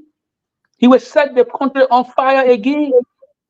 Because our people will not stoop to all any tribalization of the military. The military should be professional and above our politics. The American people put their money in that place for the military to be professional. You can't get a local guy as head of the military. Then when a political leader of the country is coming to the country, you deploy the military to intimidate civilian supporter of the opposition leader. Though did the same thing and they can't carry the country to problem. Bwaka is doing the same thing. When President we are returning to the country, he put military people to man civilian marches. That's wrong. He's trying to politicize the military once more. It's just dangerous. It's wrong. Okay. All right. Attorney Isaac W. Jackson, thank you so much for always attending to our calls, especially. And when we follow some of your posts, and I would think that we can elevate it at this level. Thanks so much for your call. They are timely, and Liberians are standing up, and they will. And soon and very soon. And these calls are necessary, but you are giving them the reason the more. And I want to say thank you so much. And we have a lot of calls, and coming in tonight to participate on the show. And those of you playing the cash giveaway, keep playing, and we'll do the draws tonight as well. But let's just entertain a few calls. Then Attorney Jackson will just leave us. Then we can do our draws subsequently. So let me just pick a few calls. The WhatsApp lines are also open. You can see it displayed right there. The first caller right here quickly. Hello, how you doing? You have to be brief, just a minute. Yeah. Yeah, hello, how you doing? Yeah, thank you, Chibi. This is Emmanuel Richardson, and I joined the conversation from Upper Caldwell. Yeah, Richardson, let's hear from you just a minute. And thank you. Look, we want to make a commitment on this platform to our party and to our leader. We are very clear. Look, if it will cost our life, so I'm moving to that place. If President Walker and anybody who thinks that you can erase, CDC from on this earth, President Walker and his legs should get ready for us. We will erase each other. Either President Walker erase us or we erase President Walker. We are clear. They think that you cannot keep harassing us and you expect us to be silent here. We are prepared with our blood and our sweat to defend our party. Nobody can take off from that place. It's clear today we were there and we'll be there every day. We are prepared for them. Thank you, Chevy. Thank you. Thanks, boss, for your contribution. The next caller quickly, right here. Hello, how you doing? Hello. Yeah, go on. Let's listen to you. Yeah, sorry. I don't know why I'm not getting you. Hello? Okay, then I get to the next caller. Hello. Good evening, TAB. Yeah, good evening. Let's hear from you, please. Thank you. Let me say good evening to Honorable Jackson. Mm-hmm. William Debbie Wu. Yeah, William. Just good person for the Liberian Civil Movement. Mm-hmm. I really want to commend TAB and you and T. Jackson. There's a big brother that always care for the Liberian people. Those are brother, but your attention is on his side. Yeah. And this is why we are following them and want to follow their footsteps. Though we may not be educated they do, we may not be in school that they do, but our religion that we are doing, we are speaking with the Liberian people. I think this is what we need to do because TAB, like you said, the country is going down the drain. There's more poverty all around. And we cannot be here to see the kind of thing going on. Because we ourselves will be doing them because what? If you have the little guy, it can equip you. Then when you put it around you, it can be eating you alone. Then you see your neighbor fire and not blowing. You're right. So You're right. it's a trouble thing. I go for now. All right, Wulu, thank you so much. Let me get to the next call. Hello. Hello? Yeah, hello, how you doing? Lincoln Mozon from the National Solidarity. All right. Yeah, Lincoln, let's hear from you quickly, boss. Thank you, April. You see, when you elect a leader, that leader comes from the whole era. In the world, okay. Some of all were affected by this war. Today, we are not able to get an adequate education that we're supposed to get. Okay. What we are experiencing is, it can remember those years. This is what Brother begins to pass. So, if you want to run another political institution, it becomes other people become marginal now. Right. These are things our brother is practicing. Okay. And it will end to violence. Our young people that are growing out today will You say what? It will end with violence? But what will be the violent point? And at what point does it reach a violent stage? You want to force Bwakai or stop him by force from doing what he's doing? Yeah, my Senator Prince Johnson, in one of the orations, he said, people we went to Ruto, yeah, it is because they were marginalized, they were not getting proper. Oh, okay. So that's the reason, and politics, what is bringing from the old era. So they believe in our mentality. So the same thing you want to do. Yeah, so that's the thing they bring. Okay, thank you. So we hold you at that. The next caller, hello. Hello? Hello? Yeah, hello, boss. Go on, let's listen to you. Hello, Evie. Yeah, hello, let's listen to you. Good evening, Evie. Good evening. We are listening. Go on, let's listen to you. Thank you. Evie, this is David King. I joined you from around a half year. Okay, go on. King, let's hear from you. Yeah, Evie, we will not sit participation to allow our headquarters to invade any invading forces this time around. We go to our headquarters on a daily and weekly basis in making sure that we stand tall before anybody who wants to come invade our party headquarters because Joseph Boakai are weaponized the code, because he are weaponized the code, so he want to use the police as a fighting forces to come will come and harass us. Enough is enough. This time around, it is over. And they want to come with that same intention to come and invade us. With supposed to die, we die. Who's supposed to survive, they will survive. This time around, we will not joke with anybody who will come to invade the headquarters. All right. Thank you, boss. Thank you, boss, for your contribution. Let me get on to Madison, and then, of course, I will get on to Janje Bakwe. Hello, how are you doing? Madison, let's hear from you, please. Madison. Or Abraham Corner first, then I will get to Madison subsequently. Yeah, AB, let's hear from you. Hey, I know two lawyers on the show. One is Anthony and one is Counsel. Right? Am I wrong? We both say one is Sion. We'll leave it to you and Jazzy. One is Sion. One is Sion. One is Sion and one is Junior Anthony. But I work for the team. I'm your counsel, right? Yeah. Yeah, man. So two brilliant people on the show. I was in and out. Two brilliant people on the show, but my call to the government to let the sleeping dog live.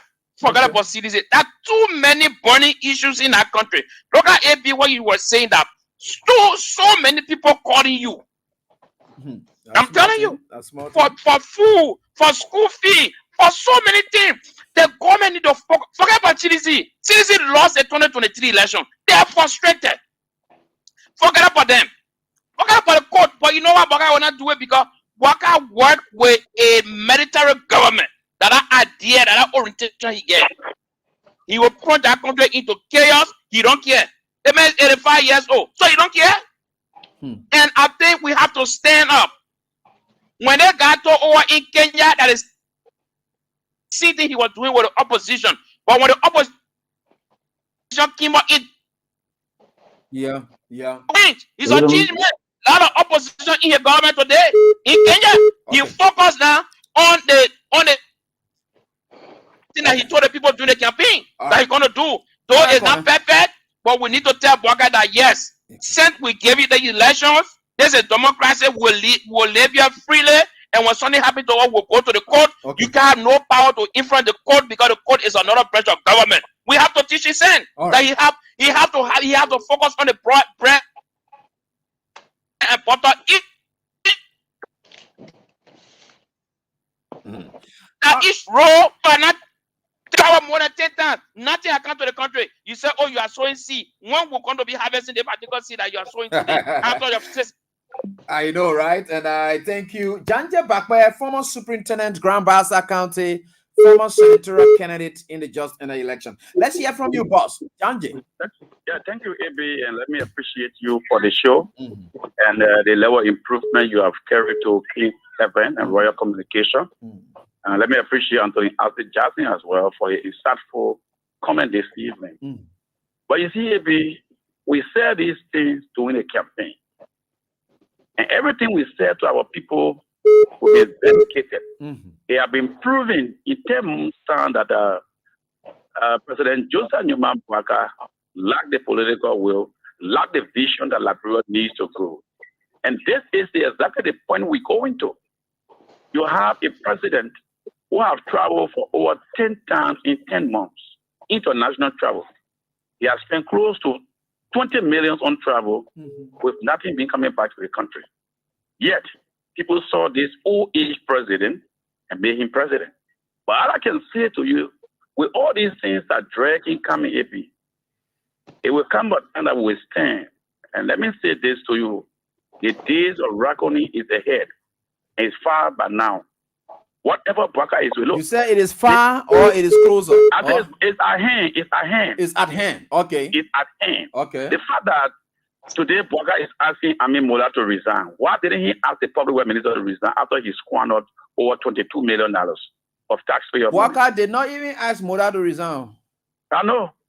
I beg I you. know. What I ever do anybody to Steve before and tell them More even do it. In fact, he do it maybe because he under public pressure. Yeah, or public pressure. That the pressure too much. That public pressure. Why didn't he ask Double to resign? Who claimed to be an integrity icon? Why is he still having the Minister of State in his office after he took over $500,000, $500,000 from NACO? These are documented criminality that Joseph Boakai is carrying on, and I believe that look, they are sharing this money with him. How can a president travel abroad with $100,000 on his visa card? Have you seen that before? Even on Ellie Johnson or the other church we have, who say he never do anything? Yeah. This man came to rebuild his life, to put energy in his battery. He doesn't care about the aftermath. Look at how many Liberian children are not in school. Right. Look at the education budget. All these things that they said they were going to do. So for us, we are documenting the action. And I can assure you, AB and your followers, your listeners, let me say this. Nothing Boakai will do to us in the court that will go unnoticed and he will go unpunished. We will stand up to him. We will be in activism. We will stand up to him how we should to Manasari here. I think Manasari will work better. I think Boakai need to carry armed officers or the AFL guys. He need to start carrying to the people home because we will stand up to him vehemently. We will never. What he's doing, he just got this year to do it. But I can assure you, all do it.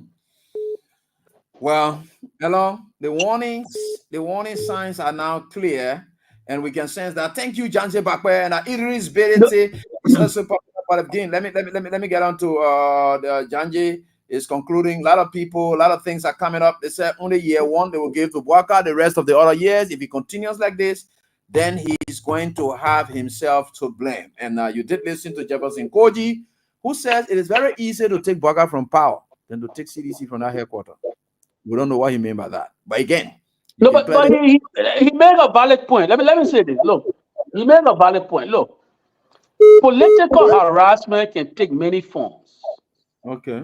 And what Boakai is doing, he's engaging in naked political harassment. And when you engage in political harassment, you open the door to any and everything, including political violence. When the government uses its hands to influence the land law of the CDC to be intransigent towards the CDC, to be hostile to the CDC, what is it doing? That's political violence, that's political harassment. You're using money to induce this man to what? Towards his judgment, so he's no longer reasonable, right? And that's money. Money should not be used to influence anybody's judgment. When money is used to influence people's judgment, then you're corrupting that person. Then we fire it on our political harassment. Boakai wanted to first use the police in violations of the Liberian constitution that talks about what? Such warrant. He had the police go there to zoom in on the CDC headquarters. They did not do it successfully because the CDC stood up to them. Now he tried to find another way around. And this other way around is to pay bribe money to this so-called landlord and for the landlord to be what? Hostile to the CDC. I can say to people, look, even the court, the law school we all went to, the landlord of the CDC assumed the risk when he decided to give his property to political party. You can't go there and start doing all kind of things and say, oh, the political party won't pay rent, you're refusing the rent. You find a way to undermine them, to remove them from their headquarters, talking about you. The landlord, if he's politicized, if he's a deeply politicized guy, it's a stooge of Mr. Boakai, the CDC got to treat him as such because he assumed that risk. He gave you party headquarters, he gave you house to put political people, they're there, and they're paying your rent. And you let Boakai give you money to influence you. Let's take common sense to higher level. All through the same year, you've been there with CDC about more than 12 years now, right? It's 12 same year of Ellen, 12 year, CDC same year, like 18 years. All through you and CDC operated, no noise. Suddenly Boakai can, he sent his police people, they fail. Now he's giving you money, allegedly he's giving you money, some kind of way, he influencing your judgment. Boom, you want to be hostile to CDC. It doesn't work that way. Good human being can't behave like this. You tell Boakai, we got to tell Boakai to stop this thing he's doing. You can't be harassing people. He harassed the city. He sent police there. Now the landlord is supposed to be in your pocket, and he's going to be hostile to the CDC and not reasoning or thing. You think it's fair? I think Bwaka is trying to set the country on fire. That's what he's doing. Because political harassment can open the door to plenty and anything, including political violence. So you got to be careful. Bwaka has to be careful. Like I guess one of the callers talking about maybe Bwaka got to change and do what William Ruto did in Kenya. Bwaka will not change. And you know why I say so? Listen to the recent clip that I've been making the rounds from Tier 1 Gonglo. Tier 1 Gonglo narrated a very interesting story following his conversation with Mr. Bwaka. He said he had met with Mr. Bwaka, including his vice president, because his vice president was Nimba. It's from Nimba. He didn't talk about the Nimba factor, but I want to bring it forward. So he's sitting with them and he's telling Mr. Bwaka, Mr. Bwaka, for you to do better in this country, people who have served ministerial posts, don't make them minister again. If they want to hang around the government, maybe they can be ambassador or something. But some of those people who serve as deputy minister, assistant minister, now is the time to elevate them so that they bring their depth of experience while they learn other people. He said while he was keeping that conversation with Bwaka, he ended his conversation with Mr. Bwaka. You know what Mr. Bwaka told him? Mr. Bwaka said, my man, I want to make you Minister of Justice. He had to remind. So it shows that Mr. Bwaka is not a listening leader. He had to remind Bwaka, but Mr. Bwaka, I just advise you that you will not get all minister George. He said you want to be Minister of Justice, brother. Are you listening to me? Or you're not listening? Or you're just doing things? You know what I mean? So Bwaka is not a listening leader. So he can't be compared to William Ruto, who tried to do an above face in Kenya, Nairobi, because the opposition stood out against it. And let me tell you this, when the opposition stood out against William Ruto, you know who was the first casualty? It was the speaker. Because the opposition in Kenya believed that the speaker was not doing right by the people. When I came here today, I didn't want to call my friend Kofa, but I got to call her name in passing. Kofa, you got to do right by the people. You have an opportunity to lead as a national leader. If our constitution is being flagrantly violated, you are a lawyer. Do something about it. You can't talk it under your breath. Oh, Kofa mumbling under her breath. Oh, the PFN law has been violated. Off budget spending is not correct. Kofa, you know, off budget spending not just is not correct, it is unlawful, it is illegal. If something is unlawful and illegal, what do we do? And if the president is encouraging it, do we not impeach him? America impeached president before. America impeached president for what Bwaka has done or continue to do. America impeached its first president, Andrew Johnson, for violating the tenure law. Go for you leaving America all alone. Bwaka is violating the PFN law. You know it. You're talking it under your breath. What's going on, man? I think Bronson should be turning around here, grave in disgust. When you see Kofa like this. But how much money do you want? All of the influences Kofa amassed today, all of the wealth he amassed today, he amassed the wealth as a result of the CDC being what? Magnanimous to him. Is that what you gave back to CDC? You're talking under your breath when the laws are being violated? You want to make the CDC insignificant? You are the speaker for the CDC, for the opposition bloc. Not just for the CDC, you are the speaker for the opposition bloc. I'm not CDC. I'm a Liberty Party guy. I put my confidence and trust in Kofa to do right by the people, to stand for our constitution and our laws. He's talking under his breath. Oh, Bwaka violating the PFN law. That off-budget spending he's doing. Off-budget spending, not just mere violation. It's unlawful. It's illegal. We got to do something. Mobilize the legislature to impeach it. This is not the first violation. Article 34 got violated. The other two. 18 got violated. 5 is being constantly violated, and we all know it. I just need for you people who are local people who controlling the economy of the country. It shouldn't be that way. The military is being politicized right in front of you. Tribal lives right in front of you, Kofa. You can't start there. You're crew, man. You think that local boys will protect you? No matter how much you pander to them, Kofa, they will not protect you. Stop it. Stand up for ground crew. I've never seen a crewman being spun like this. You acting like Nyondwe Mongo, man. They're the first crew guy I see to be spun like they're talking under his breath when the laws are violated. So, brother, that thing you're talking about, William Ruto, why am I listening person? The legislature have to stand up. Kofa have to do something. If Kofa want to do something, the Liberian people Article 1 of the Constitution says what? All power is inherent in the people. Because the people who drafted the Constitution, they believe in the judgment of the people. And I said to you that the judgment of the people is above even the judgment of the court. The people got to get into action. They got to go into history. We can't wait for the legislature. No. They think about doing talking on a break. Even law violated, they talking on a break.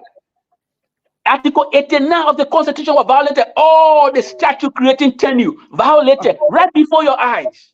Let me pick Maya's BT, and then again, you get your parting comments. Then I've got to do our draws. At least time has caught up with us.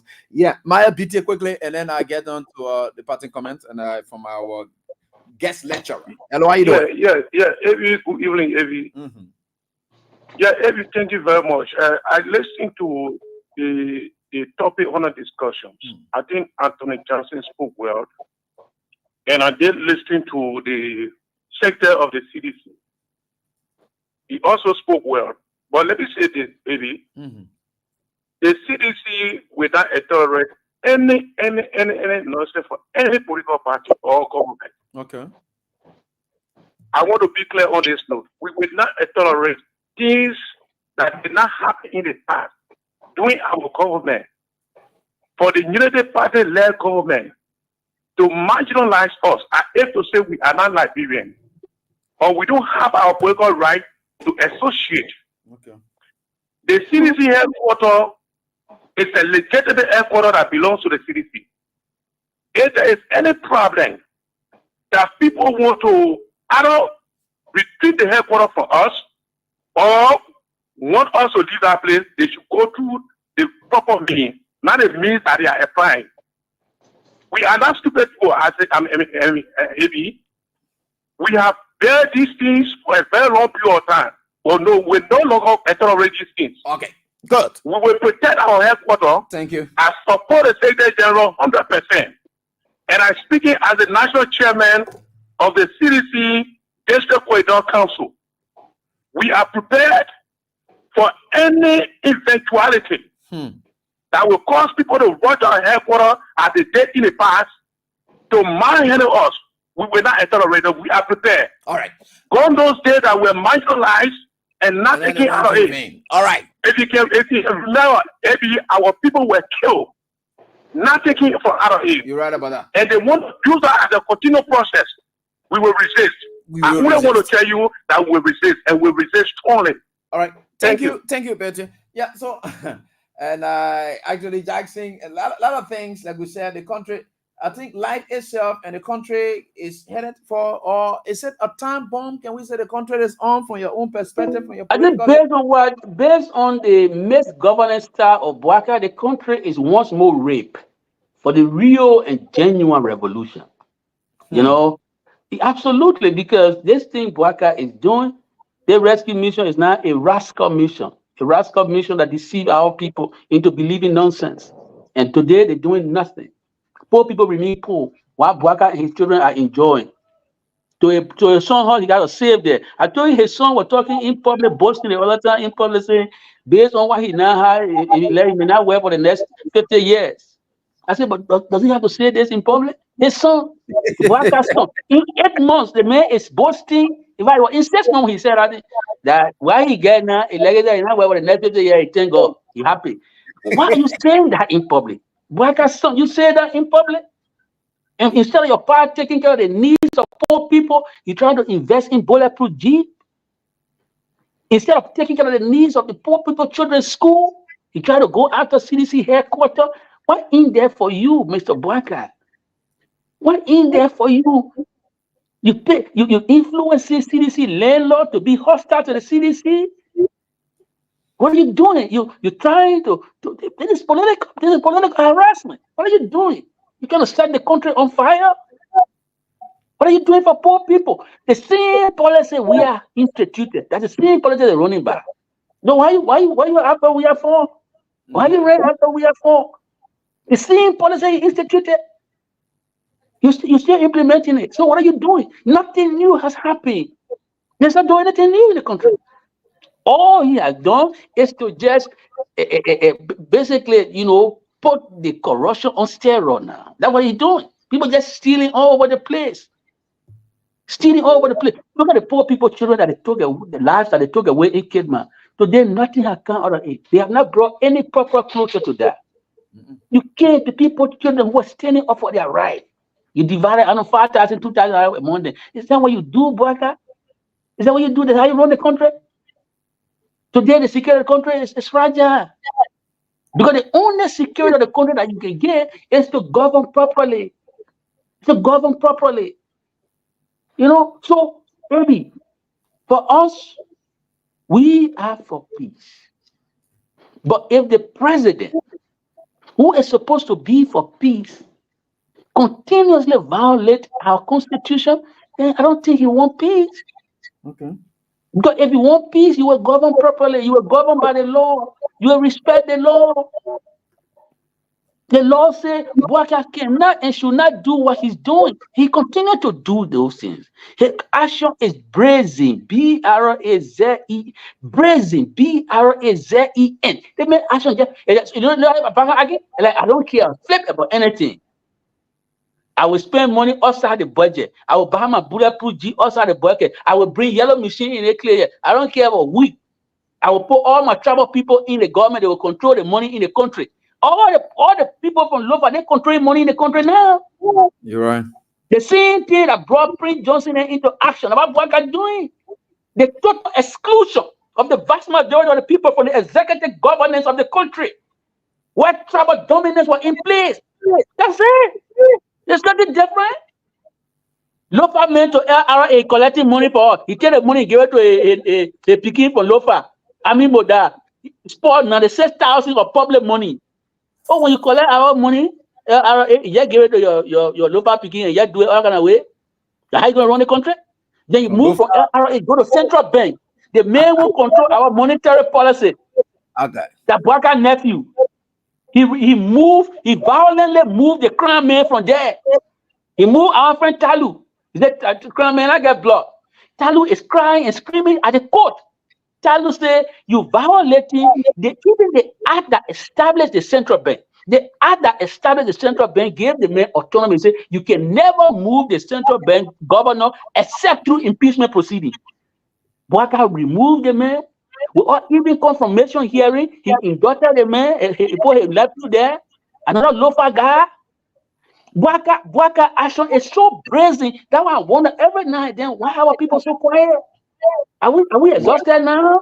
The country doesn't end with Boyka. Boyka violated the act established the central bank, by extension the Constitution Article 89. He removed Tanu. He said, man, I cry, man, you don't get blocked. He put his Lofa man there, his nephew. That why? When you put your nephew in government, and they put Tezin, the law says, the Constitution says you can't do it.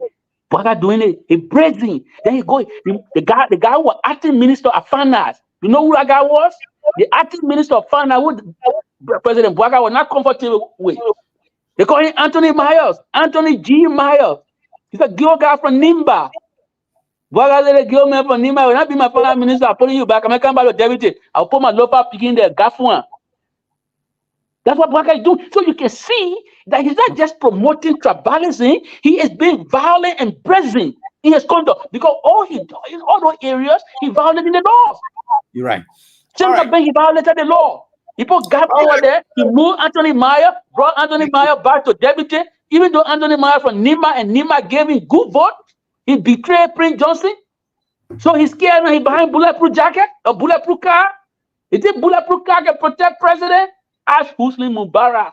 He had one of the best security in the world. When the people got angry, they turned the car upside down.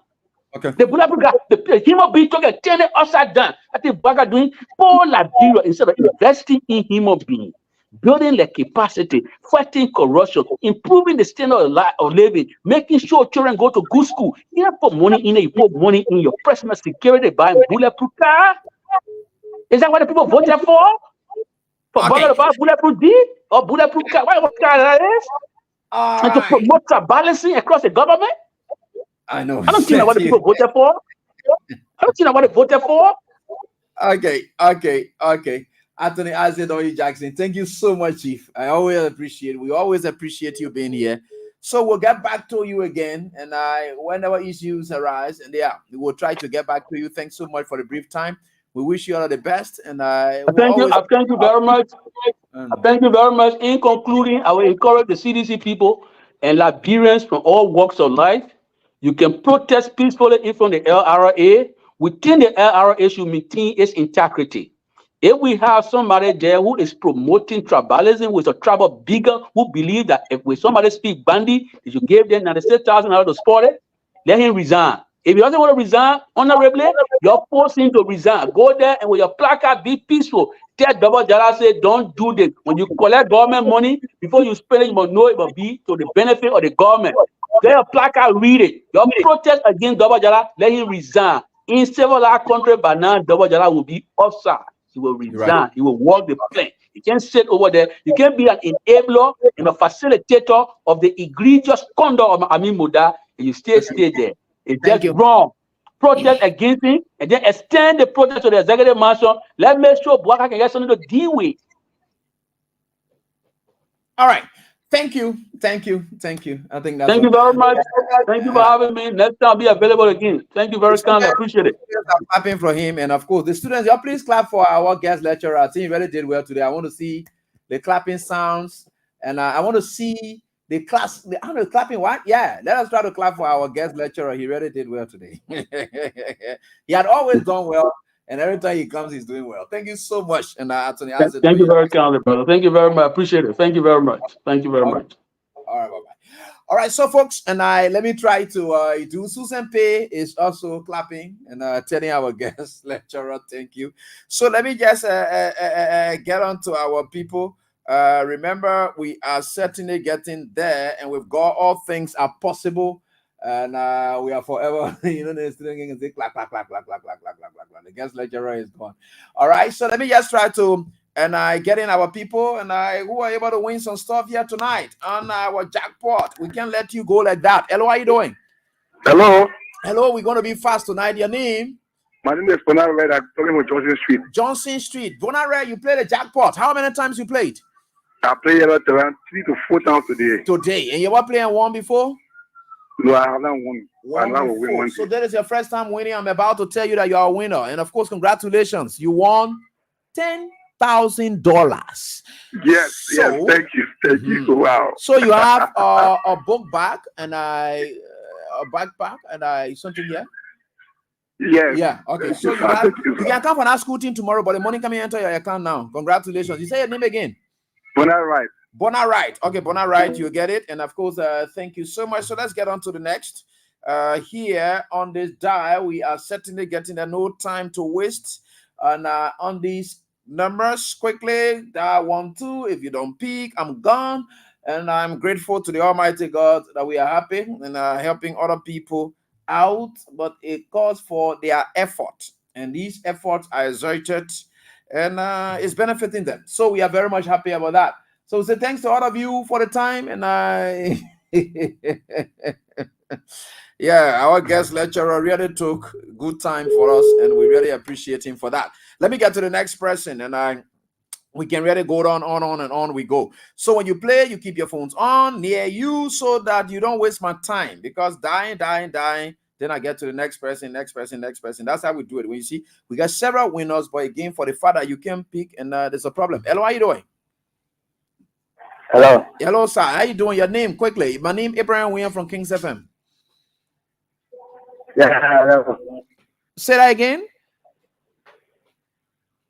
Hello? Okay. Bossman, you are breaking. I don't know what's happening to you. Hello, how you doing? My name is Abi. You go give me tonight. What is your owner name too? My name is John, you played the jackpot today on Kings FM? Yeah. How many times you played? One time. One time. Okay, congratulations. You won 10,000. That the name that on the sim that is there, right? Okay. What is the name that on our sim, my brother?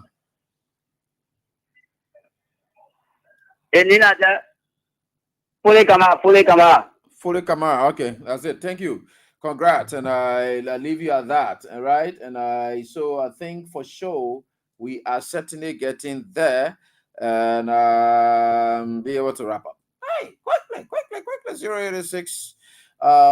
Who's this? 086 2128. Yeah, 2128. 2834. All right. So 213 and yeah, that's 212834. So you just got to keep it on. So I've gone through you already. Quickly. No time to waste on this matter. Hello, how you doing? Yeah, I'm okay. The males are really dominating. Abraham, we are here from Kings FM. Your name? I'm George and Juan. George, you play the jackpot, and your number Yeah, is here. Yeah, I did. How many times you played?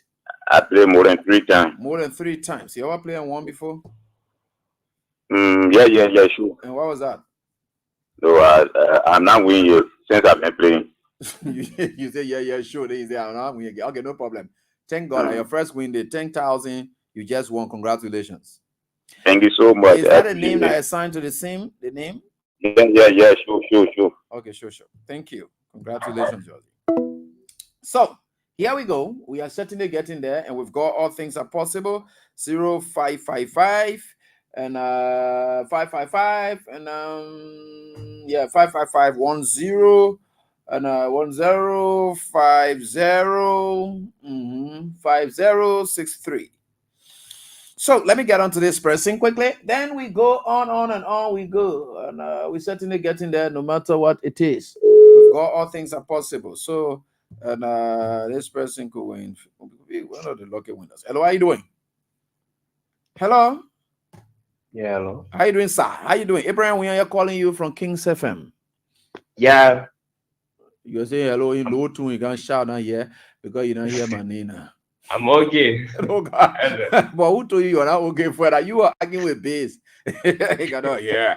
You know, some of y'all, you know that they're bagging business in the country 2 1 this time or some kind of laboratory business. So when somebody call you can speak between, yeah, hello. What you say? Joseph Boga big everybody answer you call with bass this time. Hello. Hello. Yeah. What you say? You played the jackpot. How many times you played? I played. My second time playing here now. And how many times you played tonight? I mean, how many times you played this night? One time. One time. And this is the second time playing now since you heard about this program. Yeah. Okay. You never won before. Even your first occasion, you didn't win.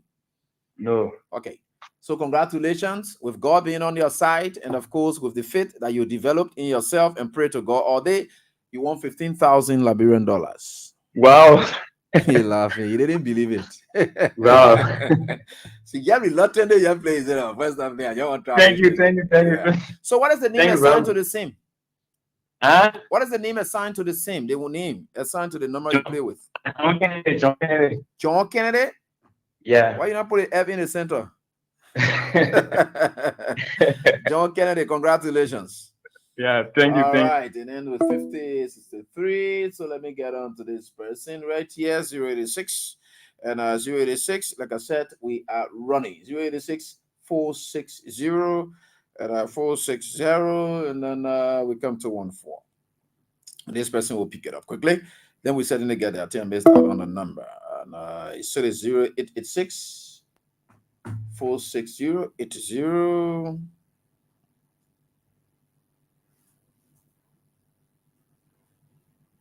That's 0. Yeah, I'm sorry. Yeah, 80. Okay, 4680. Yeah, 4680. Sorry.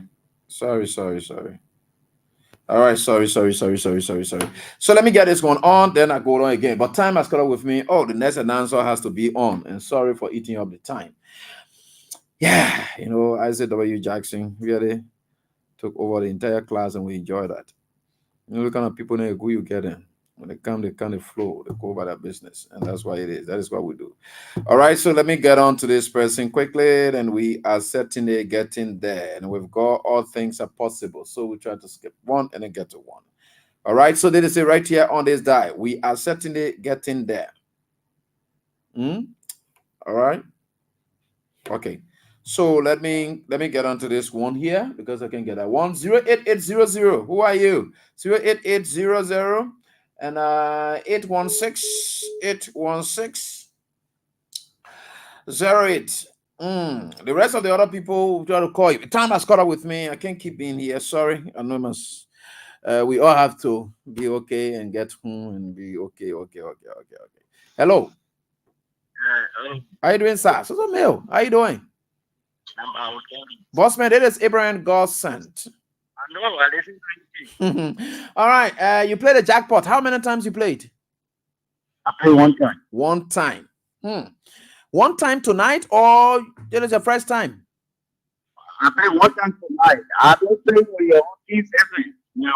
Say Freedom FM. Yeah, my most powerful Freedom FM. Yeah. All right. But you didn't win on any of those occasions? Yes, I won Freedom FM with a show. How many? 2-5. Yeah. It was the time we were starting things. Yeah, you rested on the gear for true now. Yeah. Okay, so tonight, at least, congratulations, you won 15,000 Liberian dollars. Oh, thank you. So, what is the name that is assigned to the sim? Spencer J. Spencer? Yes, sir. Okay, Spencer. Thank you so much. Congratulations. So let me just rumble on this one here quickly, and then we'll be out of here as fast as possible. It is 6 and 8-1. Yeah, time has caught up with me. Sorry about that. I never love to hear my students to see me rushing out. Yeah, but y'all have to see this one. But y'all listen to all of the lectures, right? Y'all know what you're copying and what you want to keep for yourself. We're going to change the staff number so that we can really try our best, and we think for sure we're certainly getting there. Before we go, I will read you something, and I think President Joseph Yuma Boakai, according to the Executive Mansion website, has accepted, and his guy's resignation. Will fire Joseph Boakai. So they say right here on this die, we are certainly getting there, and with God, all things are possible. So let me get back to this person. So JMB has finally accepted, and Mura's resignation. JMB can be listening to this show, and you see the pressure upon him. I say whether he accept or this, that, blah, blah, blah. I tell you, JMB will follow my lead in this country. JMB, you will follow my lead. I will pressure you. If you're not even careful, I will make you to divorce Katumo, because the pressure will mount on you that the last thing you will do for me, then you'll go find a place to say that. Don't worry. And you don't know the pressure that we have in this country. People look, pressure with integrity that you can check beyond, no matter nothing attached to it, you will bow to such pressure. Pressure with no strings attached, you will bow to that pressure, no matter what it is. And that's what we have. We have God-given divine pressure that will mount on you. You're supposed to do. So that is what we do, right? So let me read this for you quickly before we close. Those of the students who left the class and boycotted, you missed out on this one here. Now, why ain't good to boycott class? Right? Ain't good to boycott class. So this release just came up today. So let me read this. And I do another Jakarta, then I can read this because I should have somebody up and running for this. I come in to read the acceptance, and I release. I want to say acceptance letter, but acceptance release. And so is the acceptance release. I'm coming to read it for you. Just now, come and read it. 0888 086 and I 495510. All right, so let me go read the acceptance stuff for you, yeah? The acceptance, and Susan is here. All you stay in class, the acceptance are coming to deal with the acceptance. Don't worry. Late commoner or boycotters are gone by their business, so we don't have time for them. So anybody who boycotts, you're going by your business. We don't have time for you. Right? So we are certainly getting there, and with God, all things are possible. We are certainly getting there, and with God, all things are. Now, let us say acceptance. Stop. Let me read it. This is for the first time I'm coming to read it. So just know this, right? This is a release from Kura Bona Nye Fofana. Okay, good. No problem. So it says here, President Boakai accepts resignation of former Minister of Commerce and Industry, Thursday, October 10, 2024. Executive Mansion, Monrovia. President Joseph Yuma Boakai has accepted the resignation of Mr. Imi Murak, former Minister of Commerce and Industry. Mr. Murak resigned following concerns regarding a recent procurement of a vehicle that significantly exceeded the government's estimated cost for ministerial transportation. Okay, I'll leave that as that. President Boakai noted that while Mr. Murak has contributed to the development of the ministry during his tenure, the decision to make such a purchase at the time reflected poor judgment and lack of sensitivity to the current economic environment in the country. The president has further directed that a vehicle in question be transferred to the General Services Agency for appropriate use in accommodating VIP guests of the government. The government of Liberia remains committed to upholding transparency, accountability, and prudent resource management in all sectors of public service. Meanwhile, the president had asked Deputy Minister for Administration, Madam Scholastica Tene Yenka Nimle, to act until replacement is made. All right, so that is what it is. And so he has accepted to it, and I said go to student center. Somebody said if my student ain't going to student center. So they not let the class to close, the lead the teacher here. I'll go meet them to student center. Hello, how you doing? Hello? Hello? Yeah, hello, how you doing, boss man? About Abraham, why you go near the radio? You just like that, Papa. AB. Yeah, man. How everything? About thank God. So I'm going home now. You play the jackpot, right? Yeah, I play jackpot. How many times you play? How long you been playing? I've been playing. Yeah. Wow. And you ever won before? The only one time that I'm a bad loser that when I won before. Yeah, man. How much was that money you won for the best loser? That was 2005. Okay. You teacher? The way you sounded like teacher, you teacher? Yes. What kind of school you teaching? I'm teaching at St. Edward. St. Edward. St. Edward, Yeah, St. Edward. Is that a Catholic school? Yeah, Logan, yeah. Oh, the St. Edward Catholic School. What's your name? I'm Jenison Togbo. Oh, Jenison Togbo. Yeah. You know why I call your name for? You're your student and you're coming join us. The teacher coming to you today. The student and coming join behind you. That's why I call your name. How does your job behind me? That way. And we coming to the turn. So say you teacher and then you do the kind of thing. What they call? Let me tell you now. Let me just bring the news to the students so that they can hear it. Your teacher from St. Edward, your teacher won. He has just won $50,000 Liberian dollars. Congratulations! Yeah, thank God. Shout so that the student can know that you're happy. And then Thank you, Abby. Thank you. So that the name is assigned to the same, right? Yeah, I mean. Okay. You also have a book back here that you can have to share with the kid. And a book. Okay. Yeah, you can come for that. So thanks so much for everything. Congratulations. Thank you, Abby. Thank you. So, folks, that's all the time we have right here on this die. We are certainly getting there, and with God, all things are possible. And we are very much grateful to the Almighty God for everything He has done for us, and it's been great. And I didn't wrote it. I'm just writing it now. General Toba, something like that. Yeah. And with 10 and you got it?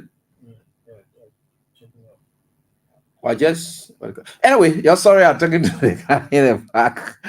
All right, folks, that's all the time we have tonight. So until we are back here, and I want to say do have a pleasant night. Bye-bye. It's late.